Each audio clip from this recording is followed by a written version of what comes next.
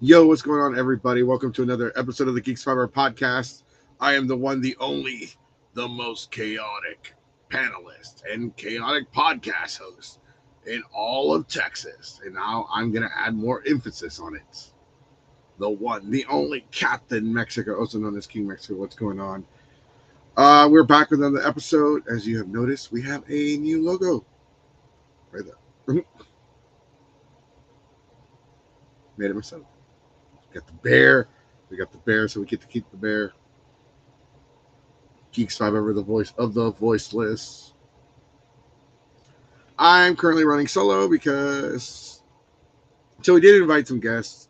So definitely a lot of maybe. So some of the people that we invited to be on the show are now they're kind of tired. They're just getting home.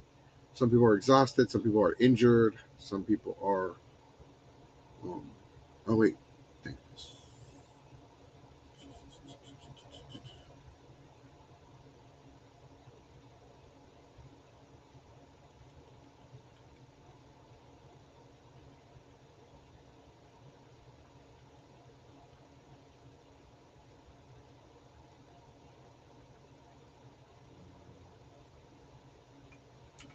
Yeah, so I'm running solo just for now, just for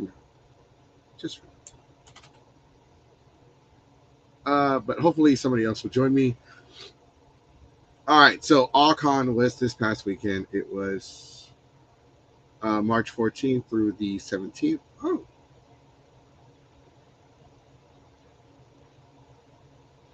wait, is it? Can it be?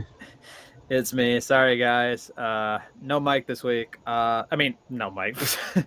uh, no camera. I don't think I'm doing a camera this week. Right now, I'm dealing with an eye injury, and it fucking sucks looking at myself. Just it. I don't know. So I feel agitated when I look at it. So sorry. no, it's okay. So joining us is my co-host, the man with the plan, the Ayatollah of rock and roll. He runs the skinny. He is the Texas gaming hedgehog, and he will spin dash his way into your hearts and into your live streams. Keyblade Sonic. Hi, everybody. Sorry. And joining us, he was the fifth. He was the white was it Draco from Power Rangers? Dino Thunder. I know it's Dino Thunder. I forgot what it's called, Sentai version. But this man was one of the featured panelists at AllCon. He also dressed up. Dude, you did a lot. Like, I'm breaking character now, but you did a lot at the con. I was Sunday, Kamen Rider Ichigo Saturday. And then the White Dragon was Friday, And then for the bunny hutch, I had like a white suit, and my friend put like a little floppy bunny ears, so I had like a white suit and like these carrot. They're it was garland, but they're carrots. So people were just like, "Oh, cool! Where'd you get the carrots?" I'm like, "HEB," because that's literally where she said she got it from. It's just a little decoration that you put on your door, but she wrapped it around my neck. I hope they do something like that next year because I'll dress up. It's joining us is Franco Taco. Franco Taco. Taco. So, Sonic, I know you're feeling. I know you're. For now, we're just gonna say under the weather. Yeah, that's the best way. The best assumption right now. But do we have a skinny besides that? Besides the big one that just happened over the weekend that we will talk about because it's in the title. Yeah, the whole. Well, for the people outside of Texas, stroke one for us because we can't access PORNHUB. Stroke one for because we are government. It decides to crack down, and PORNHUB said, "Well, if that's the case, well, no PORNHUB for you guys." So normally, since this is a AllCon Dallas post-show review, I usually don't pull a skinny. I will say though that next weekend, a week from this Friday on the 29th of March, WeebCon is happening in the Dallas area over at the Gaylord Resort. That's happening on March 29th to the 31st. I think next week we may be doing a little preview of the upcoming convention. I'm sure Allcon will love to, I mean, not just Allcon, we're doing a post show here. Next week we're doing a WeebCon preview show. So basically we're gonna discuss what their plans, what they're gonna have, what's the con. If we're gonna be there, we'll see. We don't know. And on the this video is actually low-key sponsored by NordVPN. Or any VPN in general. But I will recommend a couple. Yeah. Surfshark, big recommended VPN. I've heard a lot of good things about it. They said Norton, you would use it, but I heard it still tracks you, so it's kind of a useless VPN. Well, either way, it's sponsored by whatever VPN helps you. Whenever you're sitting there on the internet with nothing to do, with nothing to see, with nowhere to go, sign up for a VPN service that actually works, so you can get one off and play with Snakey. Remember, only you. Yeah, if you wanna play James Coney Island Simulator, if you know what I mean. If sometimes you just gotta be at one with yourself. Yes. We will read the speech a little bit later today, though. I'm gonna be honest. I actually went there just because everybody was talking. I was all over the internet. I was like, wait, no way. And so, we actually copy and pasted the whole message statement. Yeah, the whole statement. It's crazy. There were a lot of if you want to follow attention this weekend for anybody in Texas, if you want to follow along, go to the website and you'll see the first thing you see is the statement. It's a big old speech. Yeah. In the arms of an angel. In Texas. And I had right, and then I kept hearing people be like, "Well, there are other porn websites." Yeah, but we want all of them. It's like when you go to a buffet and the one thing you want the most is gone, and they're not going to serve it anymore. Yeah, and you feel bummed after the whole time. You're just like, fuck this place. I've done that. I walked out of a place and be like, "You don't have this? All right, let's go somewhere else." It's fucking true. All right, so we really don't have much of a skinny. Besides Allcon, not that much happened this past weekend, except for Anime North. I think it's Anime New Mexico, which Ninja Tanti will be not on the show today because they have to travel. It's a whole day of traveling, so they might be on next week. We're not entirely sure when. Besides WeebCon, we also have other things going on. So WeebCon is in 2 weeks. Yeah, next weekend. I will be going to Collecticon. Yeah, that's happening the same weekend as WrestleMania weekend, huh, Goku? Is it? Yeah, it's literally WrestleMania weekend. Ah, shit. Okay, yeah, Saturday and Sunday. We can go early and then I'll be there early. Okay. So they're open until 6. Yeah, and we don't have the show to be starts at 6. Big City Wings until 5. Yeah, so you got plenty of time. Right. So yeah, we got plenty of time. And then Sunday, and they close at 5. So yeah, I'll just go for 4 hours as Captain Mexico. And fuck, I didn't realize that. Oh my god. I know it happens. All this stuff, all these conventions. Yeah, because you know what's crazy? I have we got picked to be at a con.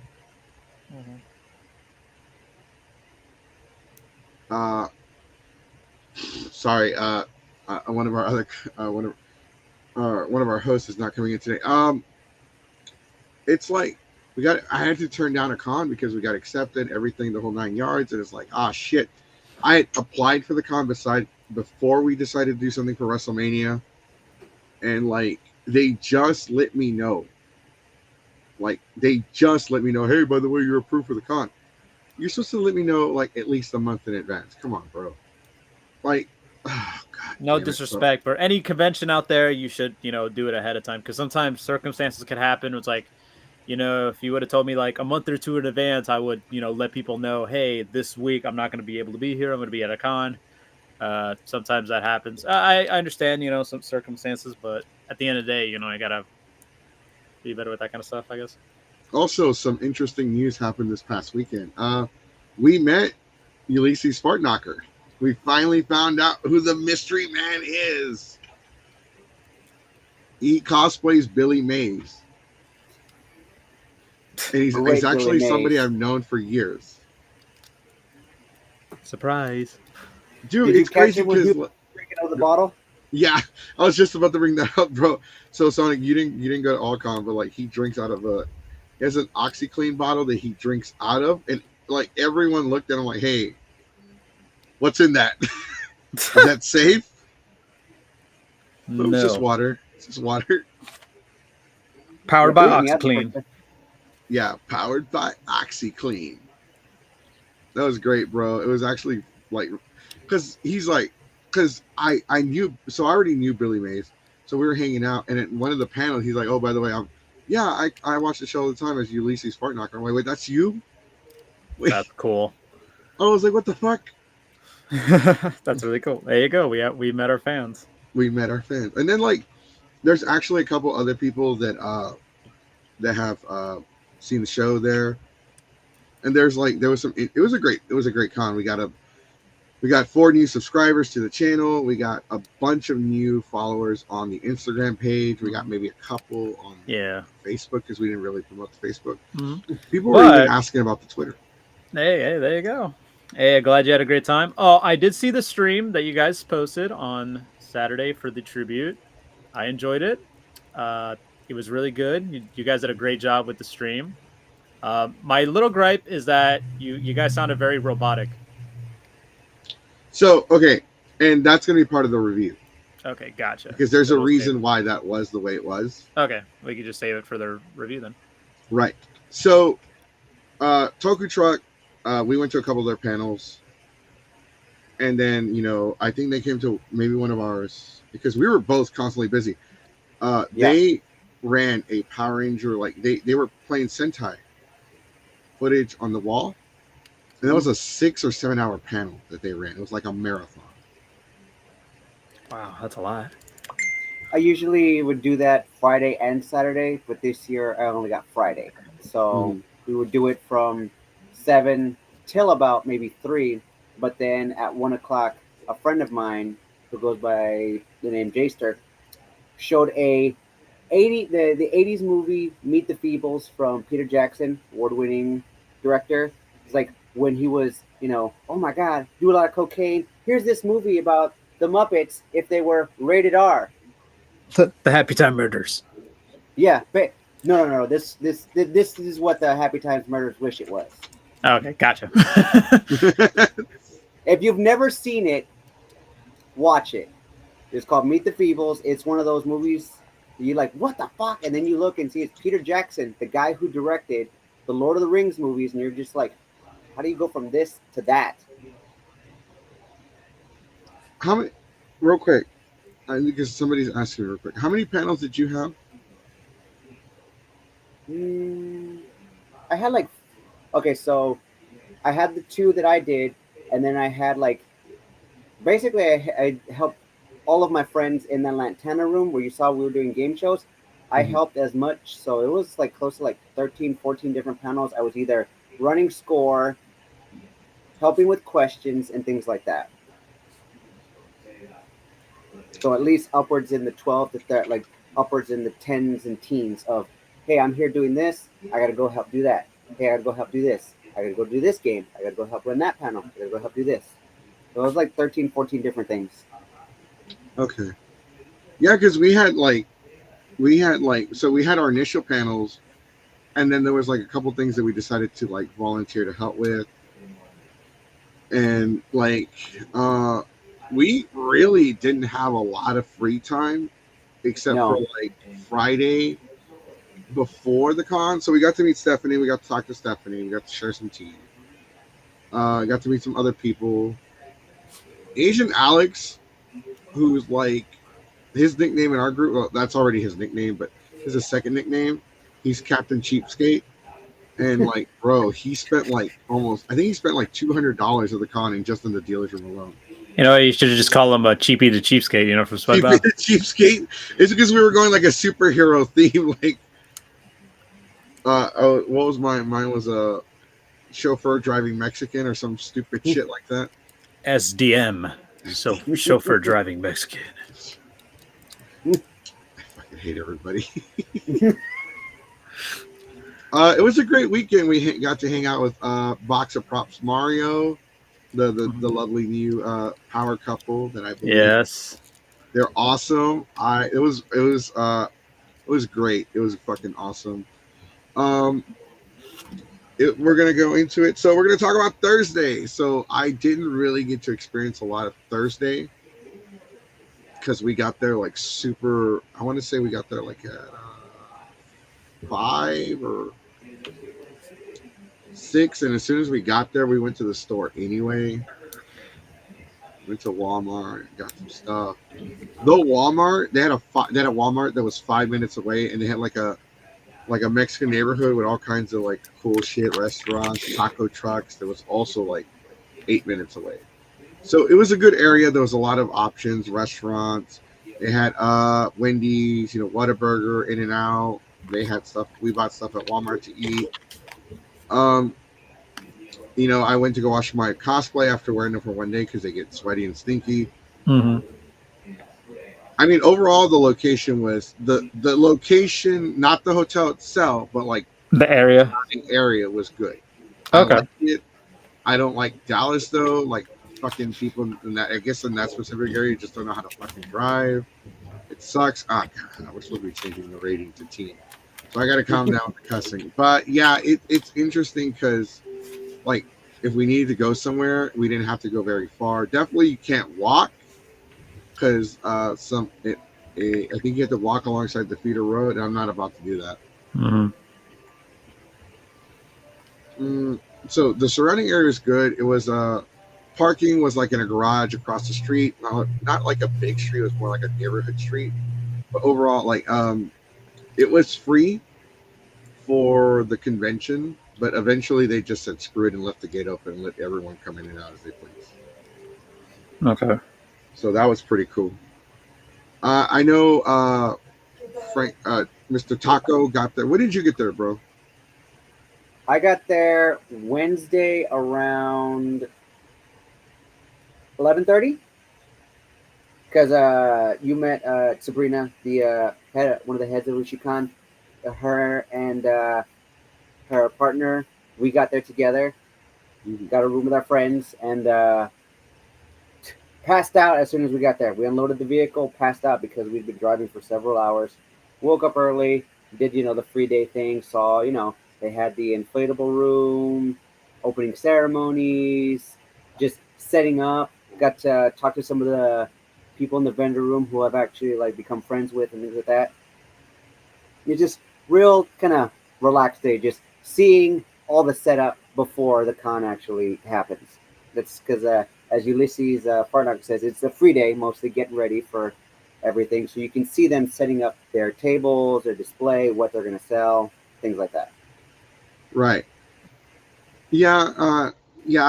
Thursday was definitely like kind of slow. People were still, even though it was spring break, people were still working. People still had things to do. I believe that high school spring break and college spring break are a week apart. So definitely, if you're a college student, I believe you're back in school. It was interesting. So the thing about it, bro, it's like I didn't know they were doing the bunny thing. If I I would have. You saw me in my outfit, and you're just like, "What the is this?" Yeah, I was like, "Why the fuck are?" I thought it was just some kind of like photo shoot thing or something. I'm like, "What the fuck is going on with the bunny ears?" By the way, shout out to US Navy 3456, first time commenter, new to the channel. Thank you for commenting. Welcome. We, if you have any questions or anything you want to share about the convention, if you were there, let us know in the comment section below. Going back to it, I didn't know about that. I guess because I didn't really look at the schedule online, and it wasn't like a lot of the events weren't. I guess you are responsible, which makes sense because that's almost every single convention where you're kind of responsible for advertising your own panels. I didn't know about that. Had I known about it, I would have bought like some stupid Bugs Bunny costume and just ran around going, what's up, Doc? Well, now you know for next year. Yeah, now I know. You think is that something they do every year, or is that just something they do that's every year? Every year. So this is my first all-con back since 2019, and I have never that's the first time I've ever seen it. So that's interesting. So I will definitely be ready for next year. There's a lot of things that happened at this convention that were good. So we're going to talk about the good, the bad, the ugly. Let's talk about your panels. What panels did you host at the con? So the first one was that Thursday night, the Nerd Says. So the one where you came in and you saw we started off just like reading questions off of cards and. Oh, bro! Like, hold on. Before you talk about that, we were talking about that panel in the hotel room. That was one of the best panels I have ever been to. Like, I don't normally go to other people's panels, but this con was like a first. Right. For a lot of things. And so I actually willingly attended other people's panels or helped out other panels. And bro, that one was so great. I loved it. Like, it was good. It was awesome. I had fun. I usually don't like shit like that, but that one was really fun. And we were just sitting there drinking, and like somebody just kept yelling, "Smut, smut, smut," just for every answer. Smut, Transformer smut. And then you ended up picking Transformer smut. You're all like, "Yeah, that's it." That's it. Nah, right. Transformers was the answer, though. Right. It was perfect, and it was the easiest one to do. Because all I had was a bunch of index cards. Literally, if we did Toy Story, you just wrote like, "There's a snake in my boots." Stinky Pete, and then if you know just a couple of more, and then somebody got it, and then they came up. We had so much fun. We ran out of cards, and then we just all got up and started bullshitting. Yeah, we did. Like the last, I think it was like the last 7 minutes, or until at least we got tired or they kicked us out. Yeah, it was great. It was great because it's like, so you did have the cards and they had like suggestions, but you did encourage like, hey, if you have a better one, a better clue, go ahead and say it. And like when I got the Dark Knight, I was like, why are you trying to kill me? And somebody's like, the Dark Knight. I was like, yep. Or like, it was great. It was a great panel. I really your friend had your friend with the Fallout outfit, Asian Alex. Asian. Yes. He like at first he came in and I thought he was just gonna come in and just sit there for a minute and then leave. He stayed for the whole thing and he was just like, let's try this or let's add this next time. And I'm just like, you know what? We might just do that next year. I think so. Do you host panels for other cons? I do Ushikan and San Japan. You need to do more cons. I believe you could definitely make that a premier panel. I think you should come to Houston and host that at some of our cons. I'd like to. It's just the figuring out how to get there because I don't have a vehicle. We will come get y'all, sir. you'll come get me. Or yeah. I'll meet you at least or meet you halfway. Actually, you're in San Antonio, right? Yeah. Yeah, I'll make Deacon Rap get you. Oh, okay. Be like, fuck it, let's go. That's right. Yeah. Let's go, bro. Perfect. Because y'all need to that is what I'm talking about, bro. Because I host panels. I host a panel called Making Your Own Panel, and that's what I'm talking about, bro. Like we need more stuff like that, more fan interactive panel, like fun panels. Like that one is like friendly. Like that one's drinking friendly. That one's like family friendly. That one was funny. It was great. It was great. It was good. It was properly done, but it was also it was stupid because like everyone kept saying shit like smut. You can pretty much shout whatever you want as long as you're not getting like, okay, now you're just insulting me by calling me short. Man, nobody called you short. Calm down. No, but I'm making a joke. And yeah, I know, I got you. Because we were asked by he was a Cookie Monster. That was me. Monster. Yeah, that was great. So we were asked because the group with Games in Theory, they do like the actual like games involve prizes. They said, hey, Allcon is looking for some panels that aren't games related, just things you can do. And I was just like, well, I already do the Toku Truck. I show clip shows.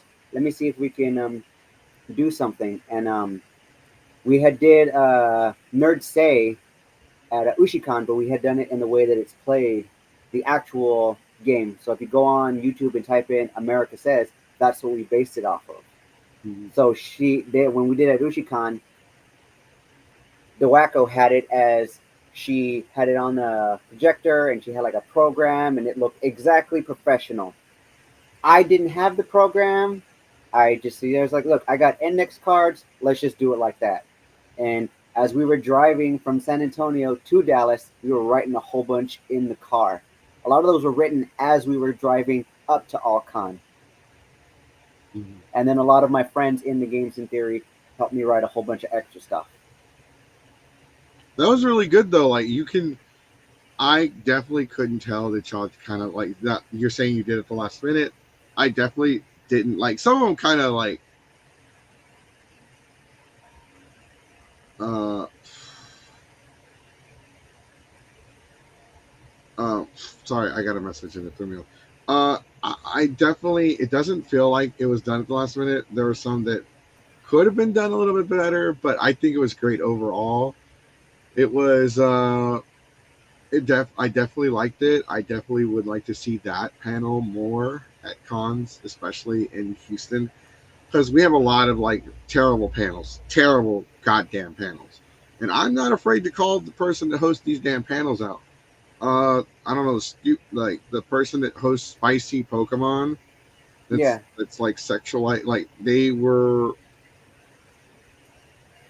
saying some bad things that I'm not gonna say because I don't have the proof.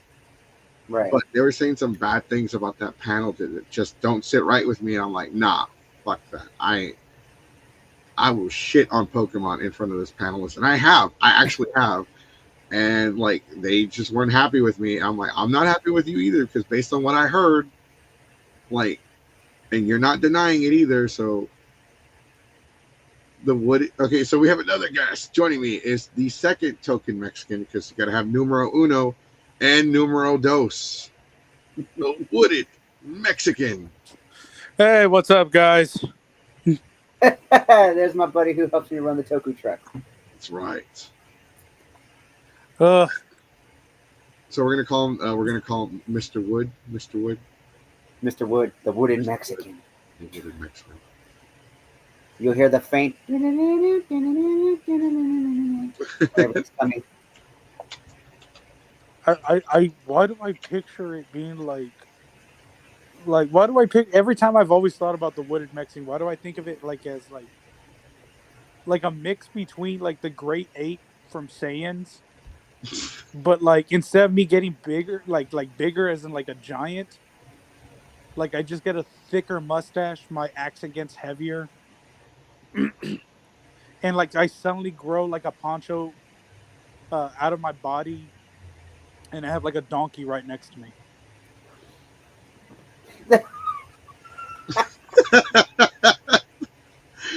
Yeah, it did. No, it definitely got weird. I'm not gonna deny that, mainly because Oh, it got weird. holy shit, what I just had to Okay, deal got with the weird past in hour. here. Oh yeah. No, what's up, bro? Thanks for coming on. I know everyone's tired. Everyone's busy. Everyone's. Oh like, no, like I had a kick in the balls, which I will talk about after the podcast. Okay. I thought you were gonna like share with us now, like, oh, I got kicked in the dick. Oh no, No. I'd rather have gotten kicked in the dick by all the kids outside my damn apartment than deal with what I had to deal with. Okay, and joining us, he is the next big thing. He is the God Slayer himself, but though he claims to be from League of Legends, he took his own kids to the con, so he's got more balls than me. The one, the only. He will mace you in the face, Jace. It would suck if my audio didn't work right now. Okay, it was perfect timing. So now that Jace is here, we can go back to our meme. Wait, is it weird because Jace came in, or is it weird because of everything I said? Yeah, everything you just said is something I would rather get kicked in the balls by every kid in the apartment complex. Yeah, Johnny Knoxville style, like in that episode of Jackass. Boom, line up. Boom, next one. Boom, next one. Is that what you're asking for? Or as white people on TikTok say, ethnic street corn. Ethnic street corn. Ethnic street Go for corn. some of that ethnic street corn right now. Ethnic street Have corn. Have you not seen Yeah. it? Apparently, he showed me a video. TikTok. They're calling it ethnic street corn, and tostadas flat tacos. Yeah, they said it's an easy way to eat your tacos and black beans. Where's that meme again? With the one where it says "fuck, it got weird in here." Damn white people. Dude, wait. Oh, a thing that they love putting in their ethnic street corn is a lot of mayonnaise. Every time you say ethnic street corn, I It die hurts inside, doesn't it? It hurts. It does. It hurts It's like me. it's like getting Jason the X a bunch of spam, just throwing it at him. Go for some, was it ESC, ethnic street corn? Yes. ESC, let's go. Hold on, give me a second. I have a meme. It's not perfect, but it'll do. And I can't find it because it's lost in the sea. It's lost in the folder of infinite memes that I've been stealing. I mean, Borrowing. Ethnically appropriating. Ethnically, that's good. It's good. That's why you have Jason. Ethnically street. He claimed it ethnically. Ethnically, it was. What is it? What do you like? Chris Columbus. God damn it! It was Columbus. Yep. Because you know what, celebrating Columbus Day is like celebrating somebody finding money in your own house. Where'd you get that 50? Don't worry about it. Found it in your wallet. It's mine. Found it in your wallet. I'm not gonna lie. I once did that at a friend's house. I went into his. You're gonna admit that on the air? No. It's not money I found. I literally did this, and Franco was there when I did this. I went into his kitchen, opened his fridge. I said, "Oh, I found some." Lots of You cut in punchline. and out. Like Yeah, nuggets. cut in. I just started eating them. You And I cut in shared and them out, with and all I Franco. heard was nugget. All right, so since we're having some technical difficulties, might as well share the meme. I think it's my phone. Oh, what's wrong with this banana? Something's wrong with this banana. I can actually see him saying some shit like that. What's wrong with this banana? All right, so we do have some comments. This one Banana. panel Alcon had years ago was playing with toys with an audience. Surprisingly funny with the right improv.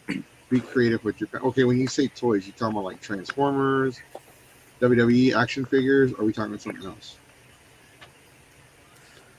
Transformer smut. Context. Hell, I'm getting over Confunk. Hopefully, it isn't the big C, but today's been kind of crap. Should have drank more OxyClean. Yeah. Bro, like, were you there when we found out that was him? He's Ulysses Fartknocker. Yeah, I was in the panel when. Well, I didn't know if that was who he was, but you told me at the panel. I'm like, what? Cool. No, yeah. I think we found out like the second day. I think you came Saturday. We found out Friday afternoon. And he had been already so Billy Mays had already been hanging out with us. And we've known him for years, and we always invite him to hang out because he's a cool dude. And so he's like, oh yeah, I'm Ulysses Fartknocker. I was like, what the fuck? Why didn't you say something? Just hanging out incognito. Okay, even Barbie. Okay, cool. I mean, you guys. So there was definitely some big cosplay. No, I'm sorry, not big cosplay, but some big panelist groups there. Definitely, it was interesting. The one thing I did notice though is like the anime panels definitely didn't do as well. But then again, that was already expected considering the fact that it's not an anime convention. And I actually kind of like that. I like the fact that it wasn't an anime convention because it felt like. Here's the thing: we broke our own rule. We actually at night had like a political discussion. It wasn't an argument. It was an actual discussion, like people sharing different ideologies when it comes to the political spectrum, and everyone actually gave like really good, valid points. and everyone was like not arguing. Everyone's like, okay, let me. You're saying that. Let me counter with this. Okay, let me counter with this. Let me counter with this. It was an actual discussion, and everyone still got along despite the different opinions on certain subjects. You can't do shit like that, and like at a lot of conventions, especially when you talk about anime. Yeah. It's funny because I thought that was because the I feel like the audience for Alcon is definitely much more mature. It's definitely much more family friendly.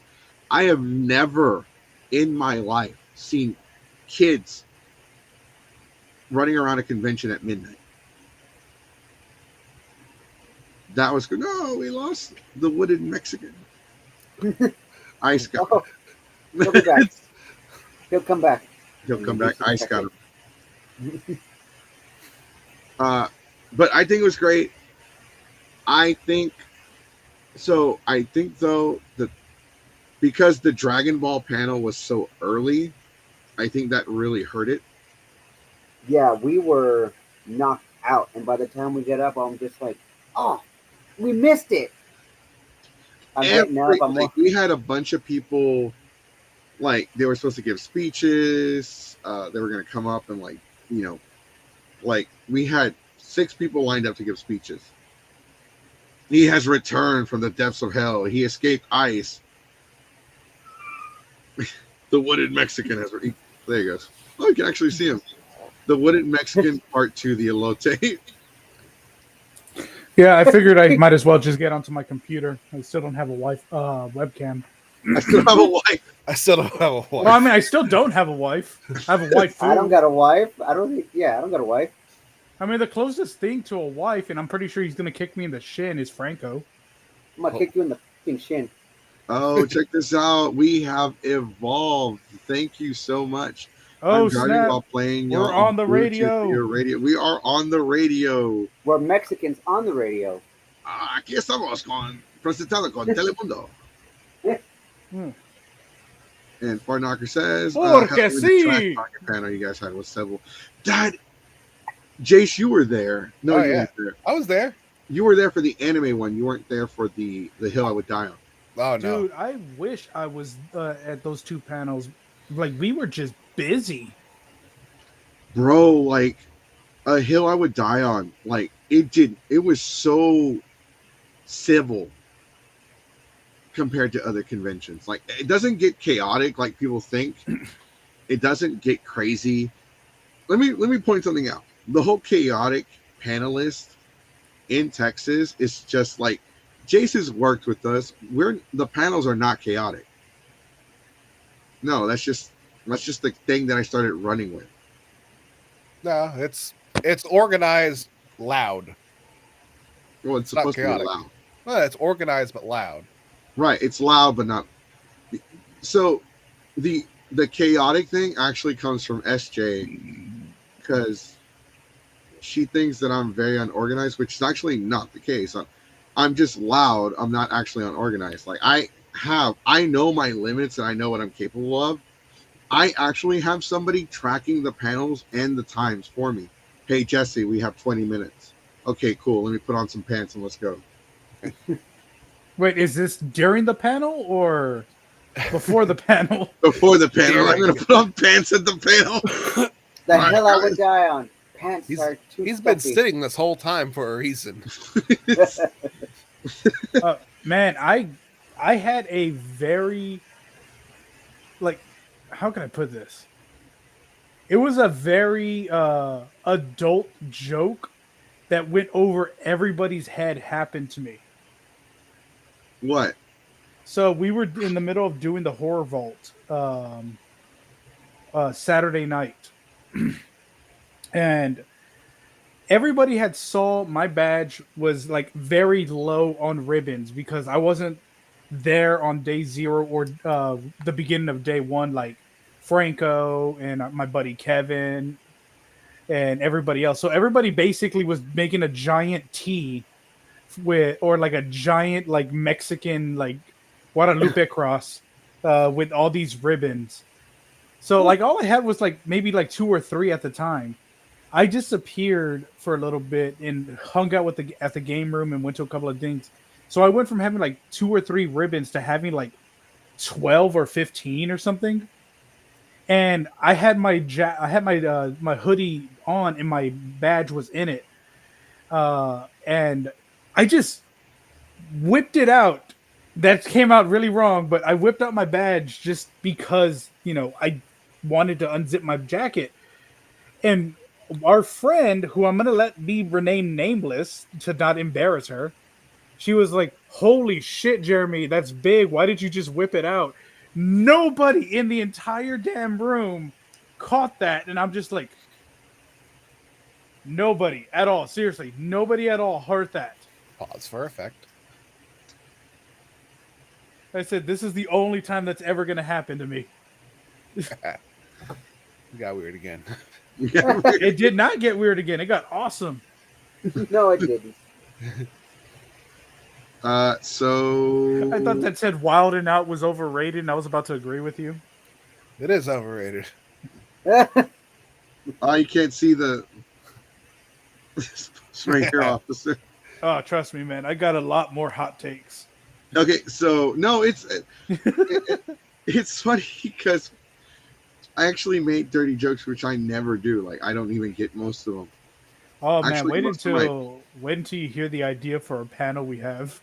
Oh, No, God. you Actually, I have one too. I was listening to Busted Open Radio today because they're talking about Cody Rhodes and The Rock. Which shout out to Big City Wings at the Marquee area, April 6th and 7th. Geeks 5 Ever Fusion Podcast. We'll be doing a live pre-show for WrestleMania. Get our thoughts, get rumors, and get our predictions on every match at WrestleMania.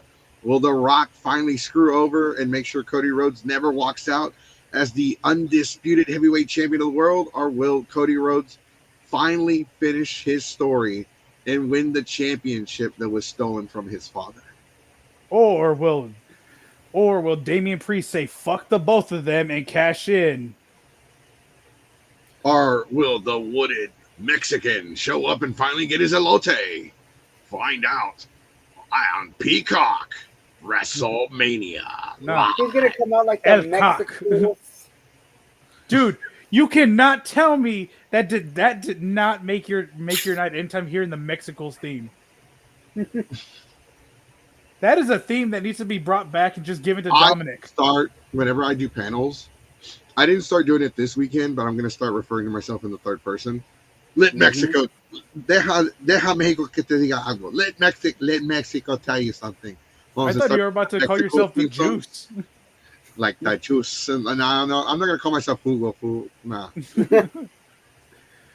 Jumex. Jumex. This podcast is brought to you by Pingüinos. Delicioso. And Gancitos. All the Mexican treats. Yep. And Fabuloso, the forbidden Kool-Aid. Don't listen to him. Don't drink Fabuloso. Please It's not don't. grape soda. We're not encouraging. I the couldn't audience find to it in the drink. soda aisle. Where's it at? It's in the. It's gotta in go the to, ethnic soda aisle. You gotta go to the Michoacana. Just put a little bit of chili powder on the rim. It'll taste good. Ooh, Oh God, no, spicy outside and inside. bro. We were in one of the panels. Talk about clearing a drug test. We were roasting Elon Musk. It's on like he doesn't look like he eats spicy food at all.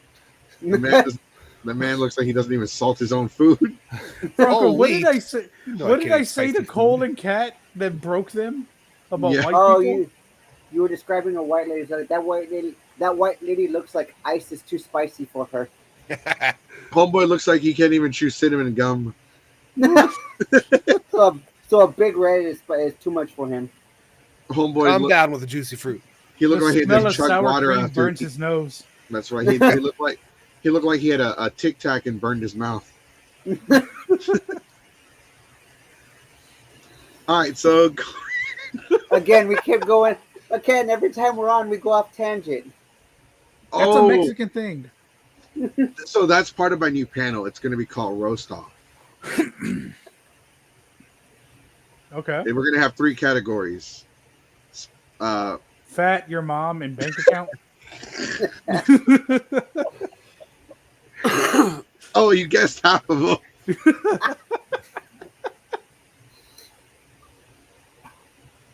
We might have to change the name from Roast Off. That sounds like a roast. It's not. Like you're gonna fucking have a smoker in the room and be like, "Here, get a piece of roast." That actually sounds better. I would go to that. Oh no, dude! You need to I bacon promise wrap Promise those food. dogs. You need to bacon wrap those dogs. Make those crispy dogs. The Mexicano hot dogs. Yes. Yeah. Yeah, that sounds awesome. So y'all did so much. Y'all were just like us. You were all over the place. I actually rarely saw y'all because a lot of our shit was on at the same time. Yeah. They were keeping the Mexicans away from each other. They don't want us Yeah. to like unionize and shit. Yeah, they'd be like, we deserve more than 3 Mr. Pibbs a panel. Elon looks like a created character that's almost all torso, tiny little arms and legs built like tiny Humpty Dumpty. Oh my god. You know who he looks like? He looks like the fucking big head from Regular Show. Homeboy built like a Funko Pop. Bobby Garrett Ferguson. Yeah, BFG. He has that MODOK body. you got that. I'm telling you, he built like a Funko Pop. Dude, a Funko Pop would look at him and say, damn. All right, I've got more body. So we were actually talking about the panel that Franco did. It was what was the actual name of it? Which one? Nerd Said or the Toku Truck or The Nerd Say Phenomenal. one. Okay, so the Nerd Say, it was I forget the description, but it's describing anything with very little clues. The audience, it's all audience participation because you're standing at the front reading the cards. Audience shouts out, and whoever calls the right answer gets up and takes the place of the person. We just keep going until everybody's bored or they kick us out of the room. That's true. It was really well done because you had different. So the card, the basket had different cards for like different categories. You had Halo, you had the Dark Knight, you had Magic School Bus, you had food, you had shows, you had people, you had like I think you had all kinds of stuff that I can't really think off the top of my head. You had Fallout on there, you had Supernatural, all kinds of different shit, which is really good. Yeah. We said it was encompassing all types of fandoms, so we went with everything. We know there's Supernatural fans, Halo fans, theater fans, food fans, feet fans.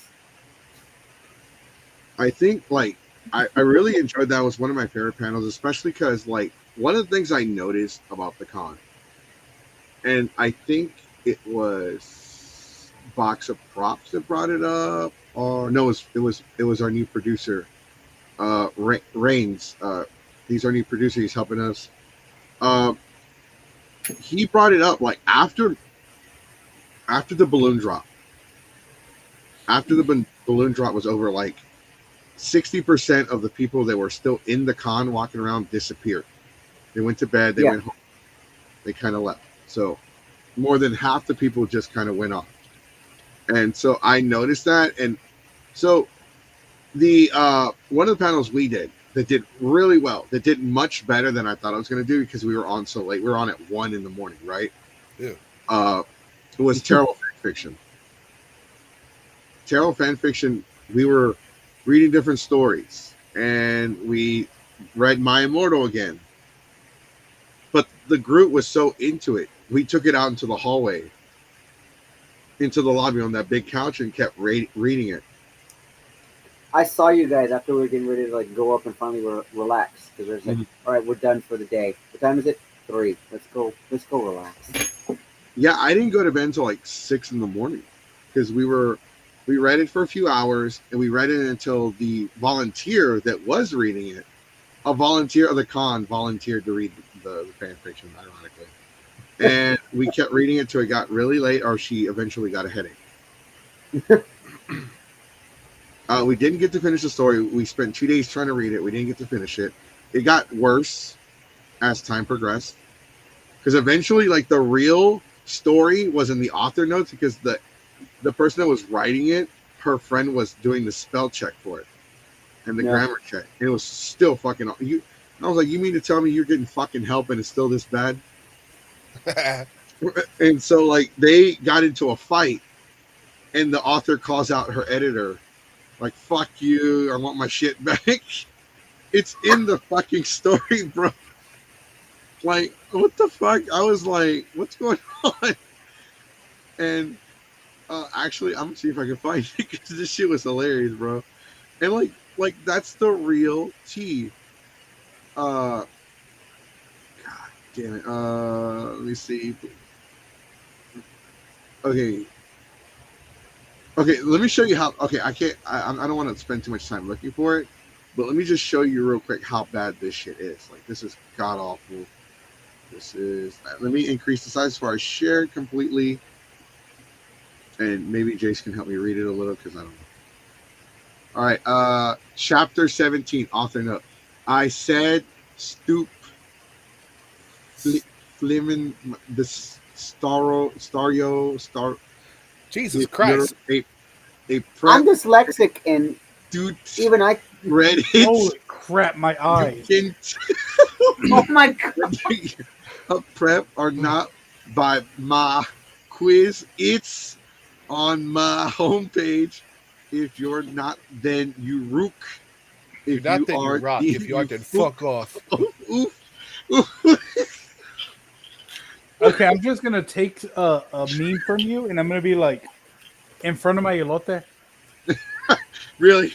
In front So it turns out this isn't fan fiction. She's just the person's just trying to get you to summon the demon. I know this is somebody who You had a stroke, and You sounded like the Swedish chef from Sesame Street. Oh no, it gets worse. Because the whole story is her. She's like she's a vampire and she's gothic, and like if you're not gothic by her standards, then you're a prep. I'm Mexican. I'm not prep. And look. I do no. I said I don't care what you freaking stop. All right. I'm done. I'm already getting a headache. I'm having to get closer to be like, wait, what? No, I'm done. I'm done. You know, there's that trick where if the first set of letters and the last set of letters in a word are the same, then it doesn't matter what the middle ones are. Mm-hmm. That does not help this one because all the letters are wrong, and you're just kind of guessing. I don't think that there was a language that person. Bro, and people accuse Mexicans of not knowing English. Dude, my cousin from Mexico speaks better English. And it's broken as shit, dude. Dude, I've seen pigeons peck better English than this shit. Bro. No offense to the author, but goddamn spell check. What the?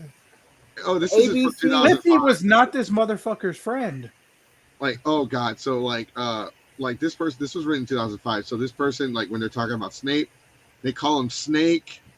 The Snake. Then eventually it turns into Snoop. Snoop. So Snoop Dogg showed up. That's what I said. So you're saying Snake or Snoop? Dibbity. This is why you don't type WordPad. You have. So these are the characters' names: Bloody Mary, who is Hermione; Vampire, who is Harry Potter.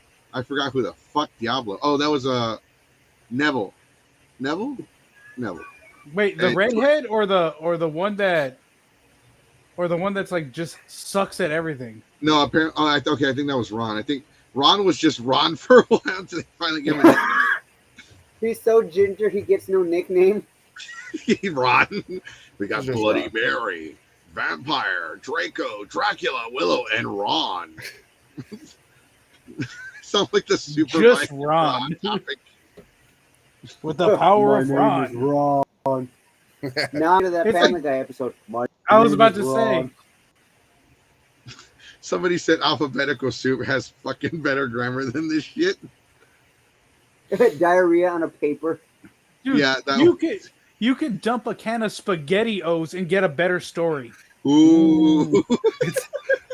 Brad, Peter, it's a message of my alphabets. Those are Cheerios. Peter, those are Cheerios. Peter, those are Cheerios. It's a better. Ironically, though, this is still a better love story than Twilight. I'm also thinking of the episode from Futurama. It was like, I saw ones and zeros, and I think I saw a 2. There's no such thing as 2. So your panel, somebody came into the token truck we were having for it, and she's just like, I'm looking for the fan fiction. Where is it? And I'm like, where's the Probably downstairs. She's like, it's supposed to be in here. And I'm like, you know what? Let me help you. So we're looking for it, and I'm walking into rooms, and I'm just like, is this where the Transformer smut's supposed to be read? Oh, we told everyone about SJ's little. Oh man! Speaking of, she's admitted it on the podcast. Yeah. That's Speaking of some fan fiction writers. Speaking of Toku Truck and people popping in every now and then, I called out so many women for this reason only. Because outside the Toku Truck room, it just said speed dating. And there was a bunch of chicks that were just coming in, seeing a bunch of like just nerds watching people in spandex blow shit up. And after about the 15th group of people coming in and doing that, I just started calling them out. I was just like, yeah, I know we're disappointing. Just go downstairs. So, okay. So I'm glad you brought that up because as much as I loved All-Con was great. I had fun. I didn't actually I did have a couple drinks. I didn't get buzzed. I didn't get tipsy. I didn't nothing. It was not IckyCon. I was not annoyed. Right. So like I was sober the entire time, even though despite having drinks. I had a lot of fun. It was great. There's some things that I tried there. Like they had this horse game. It was like this I thought big this was long. Go somewhere else. Oh no. There was a horse. It was a horse. It was a horse game. So they you get on stage. It's a board and it has like different it has a horse, but each one has like different slots because they use dice. They roll the dice and each horse will have like many slots to overcome depending on the. So it takes the probability or what is the likelihood of you rolling this number. So for like 12 and 2, you only have to roll them like 3 times to win. Where other ones you have to roll them like 10 times. It just no. That was a different panel. No, it's definitely a different panel. So it was great because the guy like you named the horse, and somebody called his horse like Dick Face. And so, like, you know what? I'm going to be funnier. So I called mine Running Beaner. And then I was going to go a third time, and I was going to be like, okay, mine is called... I love how you said Running Beaner and Keyblade just left. It is my time. Like, all right. These guys are too ethnic for me. No, Keyblade's just as Mexican as the rest of us. He's like you, dude.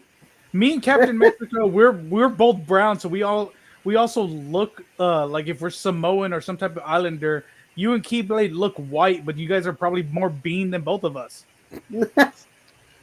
Yeah, we have. It's because since we look Samoan, it's because you know what it is. We probably eat like a lot of like tropical fruit and shit. I love pineapple. You guys just look like untoasted tortillas. Yeah, that's probably what it is. What the fuck? Shut up. All right. So, anyways, that horse game was actually really interesting. So we're gonna buy one. They're $80. That's it was not really a bad fun. price. It's not. It was a really fun game. I really like it. You can easily turn that into a drinking game too. It's competitive. It's fun. It can be done family friendly. And it's dice horse racing. Huh? It's dice horse racing. It is. But yeah. As the host, you have to like the guy. I'm not gonna say who, or maybe it was Todd. Todd was hosting it. He's like, I don't hear cheering because you have to cheer on your horse, and all you hear is "Come on!" It wasn't even me. Somebody was yelling at their horse, "Leave the goddamn gate!" Because then nobody rolled his number. Every person that has a horse down, you would roll the dice, and if it lands on 5, then horse number 5 goes up a space, goes up. Like one dude's horse, like literally through most of the race, didn't leave the fucking gate. He's like, God fucking damn it, my horse is defective. Bitch face. Bitch leg. It was bitch face. 5th leg. Yeah, somebody called the horse 5th leg. Come on, Air biscuit. Damn it, I chose the one. People were making jokes too, like, I don't think those dice are calibrated correctly. Oh, me too. I was like, hey, I'm gonna need that horse tested for steroids. He's gone up 3 spaces in the last 3 rolls. The running beaner. Yeah, that was me. My second name was Running Beaner and Runs from Ice. Runs from Ice.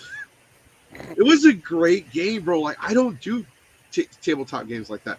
I don't do anything like that. Like, but that was legitimately fun, and I've never played a game like this. Was the first for me. I don't usually do tabletop games, but that was great. It was fun. It was amazing. I'm glad we got introduced to it because we looked up. It was $80, and I think we are going to buy one and just have like a party. Invite people, drink, and bet on the horses. Honestly, that could be a whole game in of itself. We might do that at Delta HCon at our biggest party of the year. Like, it's such a big party. The con and the hotel know about it.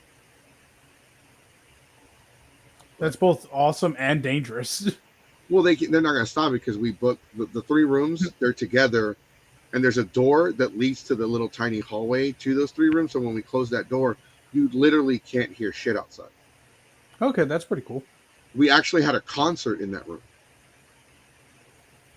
We had an acoustic concert. We had a metal band come out and do an acoustic performance. Denny's, what the fuck is up? Wait, what about Denny's? Oh no, that meme about the screamo band that like rented out a Denny's to do a oh yeah, I thought you were having a stroke. I thought you had a stroke. I'm like, what happened? Oh no, you'll know if I have a stroke if I say like I'll have a salad. Oh, I gotta start eating healthier. The doctor said, right. I'm going running. Something's wrong. Or he doesn't. There's just like, can you come grab all the cheese from my house? Oh shit, we gotta call the paramedics. Clear. I need 12 cc's, and that's cheddar and cream. Cheddar and cream. I thought you were gonna say I need 12 cc. Cream cheese. That is. Bring a stick of butter. Bro. No, but I agree with you. Allcon was fun. There was like so many different things that happened, so many different like brand new vendors, brand new artists, people actually going out of their comfort zone and doing panels and like little discussions. Like those were pretty cool. Like the fanfic thing. I think this was this year their debut, right? Yes, it was. Well, that was you guys. Yeah, right? that was me. That's what I said. Like I walked in asking, "Is this where the Transformer smut's read?" And somebody walks out because Red Dragon Inn was still there, and they're just like, "Hell yeah, this is where we got the Transformer smut. We're the people who are running it." Yep, Transformer smut, all of it. So we've hosted panels for Allcon before, but it's been 5 years or 6 years. Because I did say 2019 was the last time, but I don't think that's the case. Honestly, I think it was 2018 or 2019. I think 1 year we just went because I forgot to submit panels, and it was like 3 weeks till I submitted them, but there was no way they were going to get approved. So we just went for the hell of it. We haven't been back in a while. We have been doing the Tarot fan fiction for almost 10 years now. So this was the first time we debuted the Tarot fan fiction at Allcon. Tarot fan fiction was a Austin area exclusive panel at first, but then we started doing it in Houston, and then we did it once in a Dallas con, and it's a really popular panel. Like, people love it.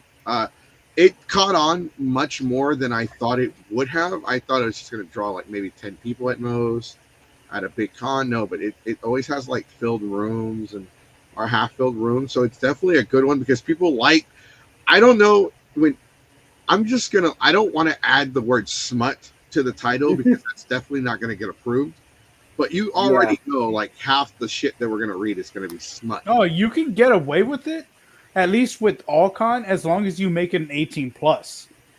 Right. Yeah, it is an 18+ panel. It did say adult on there. I think we had so there were definitely more adult panels. not a lot though. I think we had like a good. I think we had half the adult panels. Like we had our single social gathering, which actually had people in it. There was like 8 people in that panel. That's really good, especially for Alcon, because people hate dating panels. And I even said it's not a dating panel. Come and make friends, because Asian went to the speed dating game, and they only had like 3 people. Oh, including him. Yeah, I don't like the speed dating. This is probably one of the negative things I'm gonna say about Alcon. I don't like the speed dating people that come in there, because that's a fucking lie, and I'm gonna just throw that out there. Half the people that, not even half the people, like 80% of the people that actually go in there, all, where is that noise coming from? That's you, homie. you. It is? Yeah. Yeah. What the hell? It's in the house. Hold It's in on, the hold on. house. Let me show you. Look, oh no, he's been deported. No. Well, it's weird because I don't know. Like, I don't even have my fan on. That's what's really weird about it. I But turned down everyone's game. Did it go away? kind of. Okay. But yeah, it's a lie, because like about 80% of the people that actually go in there, they're not there for speed dating. They're just there because they just needed people. So they literally just grab, like, hey, we need girls, go in there. So like all the guys are like legitimately like, I hope I can meet somebody to trade numbers with. Oh no. And all it's these more girls like, are just no. like, No. It's more like this, bro. It's more like, do you like Pokemon cards? I would say yes if this was San Japan, if this was like any other anime convention, but like surprisingly enough, the dudes at Alcon are pretty chill until you get to the actual like ball dances, All because right. that's when the creeps come out. All right. Chill. I didn't even go to not chill. Chill. I mean, chill for a second. First time commenter, Arrow 26 Studios. Hello, everyone. What did I miss? A lot. The Ethnic wooded sweet corn. Elote. the the elote was talking about how like he hates speed dating because they're always rushing him and he doesn't like to run fast. I don't know, something like that. Dude, I jiggle for like 30 minutes later. You have to cancel your appointment afterwards. I'm not a big fan of the speed dating game. It's like you get 60 seconds at most to like meet someone and try to like, oh, did you like this person? Not really. I don't fucking know them. Yeah, and that's even if they pay attention. Like, dude, so I am guilty of trolling those fucking panels because I went to the last time I went to a speed dating game, it was like, so my name is so and so. How about you? Well, they call me Mexico, but you know what? You should check out our fan fiction panel. You should check out our karaoke. Thought they're You recruiting. should check out our Dragon Ball panel. Next person. You should check out our Dragon Ball versus My Hero panel. I'm like, and the homeboy's like, are you advertising your fucking panels during our panel? Yeah. Yes. I don't want to date anyone here. Like, who's gonna get Like- laid here? And then I was Is it like, bro, it was so bad. Like, it was like 30 guys and like 10 girls. See, Ooh. that's where that's the other thing. They never ratio anything. When you have more hot dogs than buns, you have a problem. They put 2 per bun. It's like that scene from Now I Pronounce You Chuck and Larry.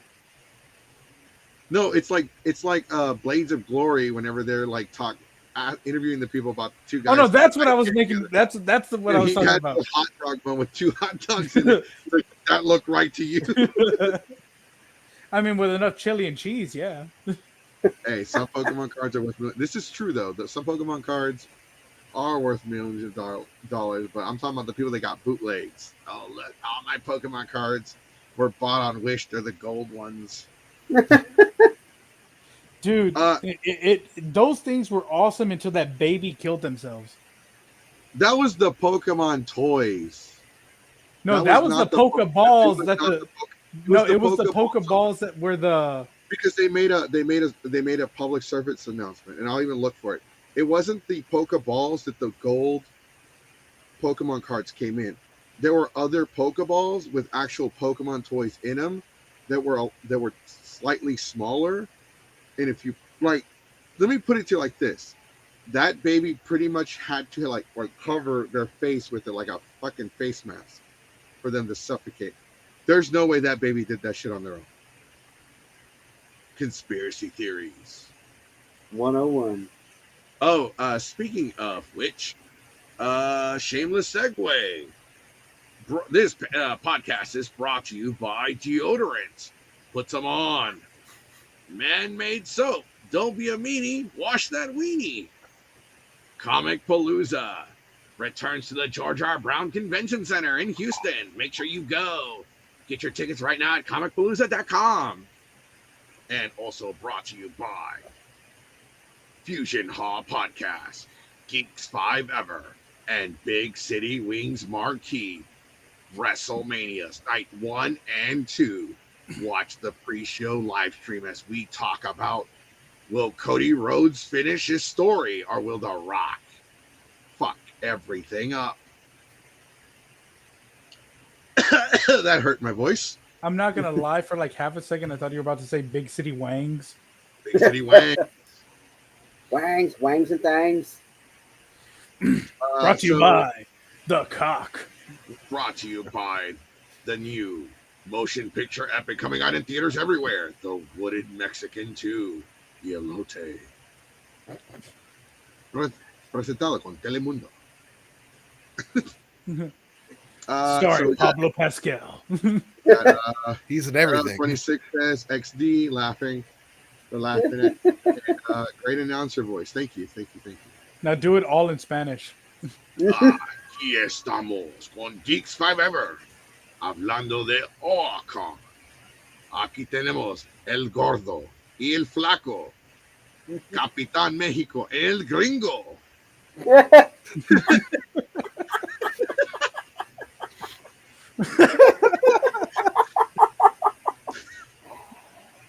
Keep in mind, none of this is fucking pre-scripted. None of this is like this coming out of my head. Por los Roman Reigns, El Rock, Cody Rhodes, Tenemos mucha lucha.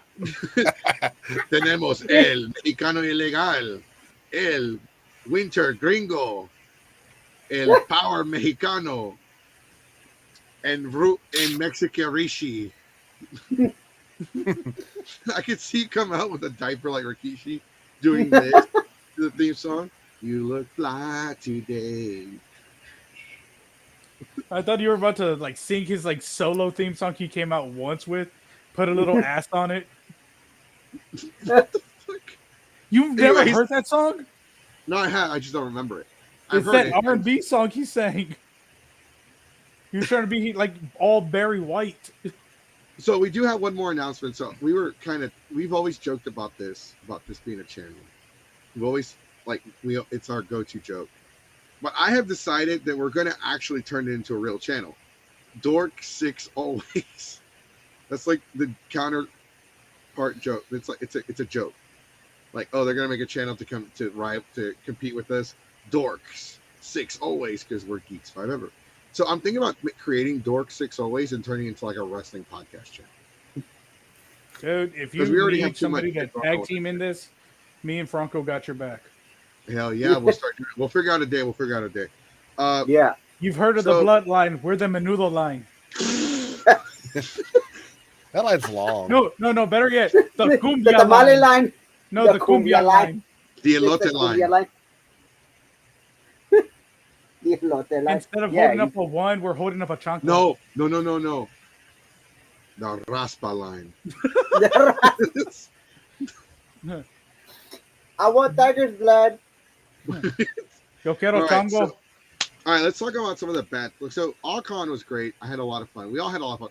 It was a great weekend, but there was a lot of things that I felt like they were just not good. They were bad. And I hate talking, and I really contemplated, like, were they really that bad? Yes, they kind of were. Because, if you go based off of, like, what we were told, based off of our profiles, our schedules, everything, they didn't really tell us, oh, you're in like I forgot some of the rooms, like Topaz 1 or 2, right? They just said Topaz, Topaz. Quartz, Lantana, Topaz. Garnet. Topaz. They're just named after Topaz. gems. Topaz. Topaz. Tajin room number One- 2. Menudo, Onyx. line of the grid. Menudo of the grid. Grid of the menudo. Mm-hmm. Just menudo. No, there have been Wangs and things. wangs and thangs. There's a place called Now I Wings and- want abondigas. I thought you were gonna say now you want a wang. I'm like, whoa. Whoa, whoa. Menu. Anyways, That's so- after the podcast. Come here, Conehead. He wants attention. So I don't think that was necessarily a lot of the con's fault. I just feel like there's definitely somebody that is to blame. We just don't know who. But like, I feel like whoever made the schedule or whoever, like, I feel like there was just some like miscommunication when it came to that. Because, dude, there was like a lot of last minute changes if you didn't notice. Like, karaoke was supposed to be in the big room.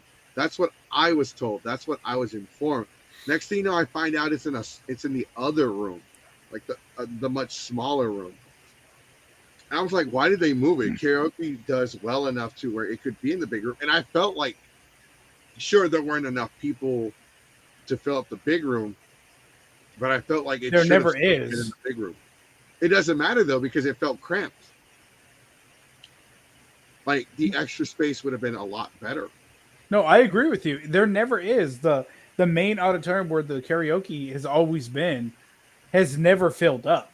That smaller auditorium where they do usually the opening ceremony, like to, present everything. Yeah, that's too small for karaoke. Because karaoke is always a draw. It doesn't matter if it's Comic Con, Anime Cons, All Con, whatever. Karaoke always draws because it's an event where you can go get drunk and just be, act schlappe. Ulysses Fartknocker says, some of the scheduling was changed and that is inexcusable. I'm hoping it was an oversight that they fix for next year. Definitely not cool.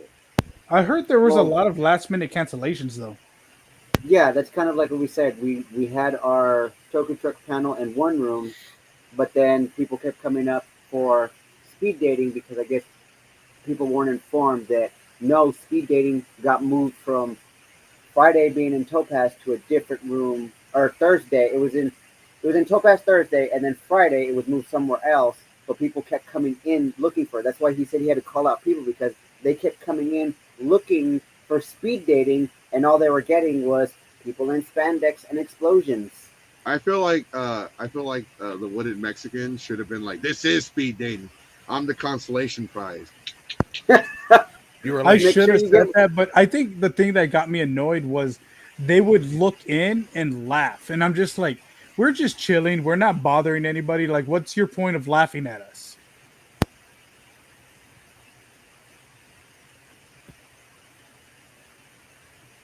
I was too busy looking at the explosions. I didn't notice. On a side note, I don't think that's me because I muted myself and that sound is still going on. It could be my game. Hold on. All right, Jace, keep talking. I will talk now. Yes, what did you enjoy about the con? What did you do? I drug my daughter around. I didn't know where this supposed big room was because the layout of that convention was very where the difficult to elevators follow. are. It was where the elevator was. Garnet. Up the Garnet. Yeah, I little want to say stairs. that's the Garnet. It's like Where the you see Garnet like where was the big the elevator was. That's where all the cosplayers went. Oh, that's where they had the memorial also. Garnet. All right, is that where better? They usually a little bit, yeah. That's one of the rooms they used to have. You know what? I karaoke give in. up. okay. Because I could not find. It took me a good 30 minutes to figure out where everything was, and it required me to walk around and just kind of guess for a while. Yeah, no, same thing here. Like I had to walk around and it was a bitch because I had to keep going downstairs to look at the fucking schedule to find out if it was like Ulysses, like not Ulysses. I'm sorry, like room 1 or 2, whatever the fucking names were. And then I had to like go upstairs to look at the map. Like it was constantly going back and forth. And then like the panel layout, the way it was laid out, I didn't like that either because it got like really confusing because some of the panels were up top. And then like nobody, like a lot of people didn't realize that there were panel rooms in the back. And there then were panel rooms in the back. There were panel rooms in the back where the artist alley was. And then there were panel rooms. I don't know if they were really panel rooms or not. But there were rooms yeah, like there was that coffee area. Which, by the way, I didn't realize the coffee area. Yeah. Because that's where the game stuff was. I played mini golf over there. You had the Lantana room where we spent most of the weekend doing our games for Games in Theory. Then it was the video game room, and then further down. La migra. They're on to you. Sir, have you been drinking tonight? Yes, officer. I'm home. I'm home. Well, because like when I first got to the hotel, I saw that little area, and it looked like a restaurant because I saw tables and chairs, right? Mm-hmm. I didn't realize it was a hallway until I actually went in there. Yeah, I didn't know there was. Finally saw you. You came in with the, like you said, the Barbie costume. You're like, what's going on? I'm like, oh, this is where I'm going to be at most of the weekend playing games and stuff. Want to win some free stuff? I feel like it. I didn't realize. So the thing was, bro, and this is how I found out there was a hallway back there. We were looking at a map of the actual hotel. That's what I wound up doing. And that's how we discovered it. I had to compare it to the map that was on the website, saying, well, okay, where is this? And pull up the convention map of the hotel. Like, oh, this is past the Starbucks. All right, I'll go through this small Starbucks then to go to the other part. See, senor. Starbucks. It's Starbucks. Which, by the way, the Starbucks actually had a better menu than it wasn't actually a Starbucks. It was a hotel. Like it was a little hotel store where they had a Starbucks coffee machine and the Starbucks coffee beans, the brand.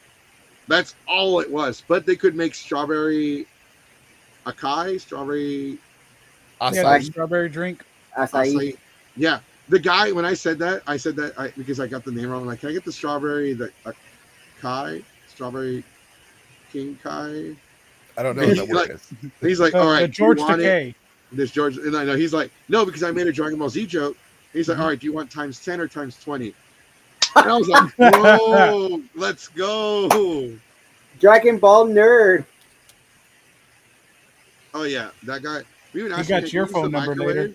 He's like, nah, fuck that. I got permission to use the microwave. I asked him, hey bro, can we use the microwave to like heat up shit? He's like, yeah, just don't make just make sure your food doesn't explode all over the place. And then you make soup and no promises. But it was really cool. So that guy was really cool. I like that. I just, like I said, I don't really dig. See, I didn't know where the damn gaming room was, so I never saw the gaming room. It was pretty decent. It was right after the Lantana room, because the Lantana room, that's where like all the game shows happen.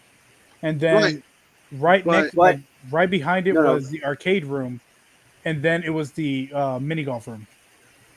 Well, I was gonna say, he said he had stopped going to All-Con since like 2019. You remember, Jeremy? They changed location. Oh yeah, I mean, I'm just saying, like that's where it was. Yeah, like, no hot tub, like no hot tub to chill in and drink in. -2 points. No, that was in the back. You had to go down to the restaurant level and go that way. Yeah, no, there is no hot tub at this hotel. Just a pool. Oh, I thought it was... Oh, okay.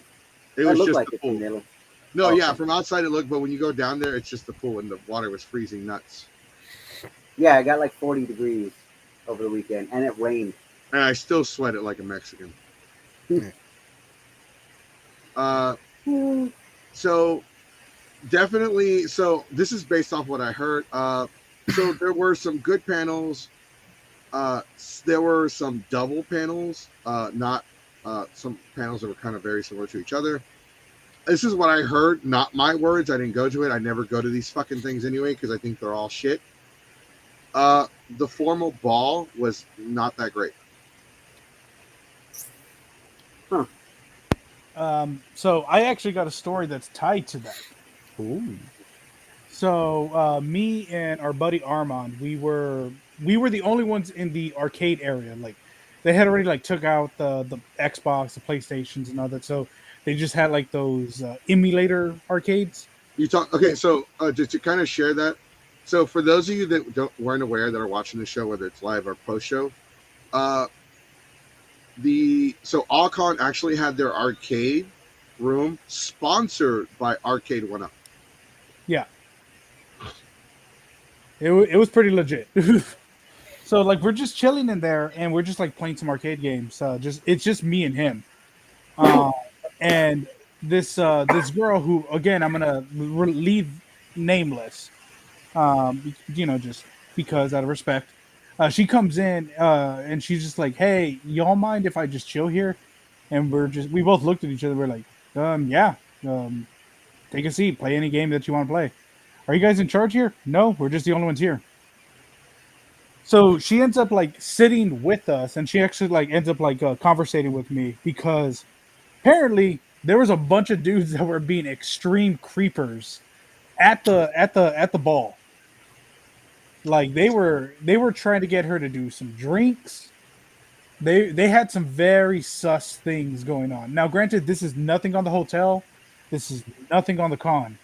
It was just that these guys came for an exclusive thing, and I'm kind of glad that this chick did not get drugged or anything like that. Mm-hmm. Like me and her, we ended up hitting it off and all that.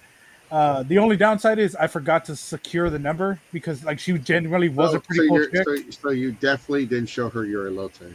No. No. No, you're being a good guy, bro. You're being a good guy. She had a better. She straight up admitted she had a better time just talking with me in the arcade room. Which I stopped playing video games the moment that I started talking to her. Which my friend Armand was laughing his ass off about. Oh yeah, I could definitely like. Can you imagine the wooded Mexican over here just like sitting down talking to her, and Armand's just in the background singing, "Can you feel the love tonight? You better get her number." Oh no, he roasted me after we got out of the. After we got out of the roast you. After we got out of the elevator, he started roasting me. He was like, "Man, why didn't you get her number?" And I was just like, "Dude, there was like 4 other drunk people in that damn elevator." And I did catch what what floor she was. But now I'm gonna look like some crazy stalker if I rush back in there and be like, "Number 9, please." Oh no, just go. No. I got a good idea. Just you should have ran up there with a boombox. Baby, come back. You can blame it all on me. Oh no, it would have been Fandango USA. No.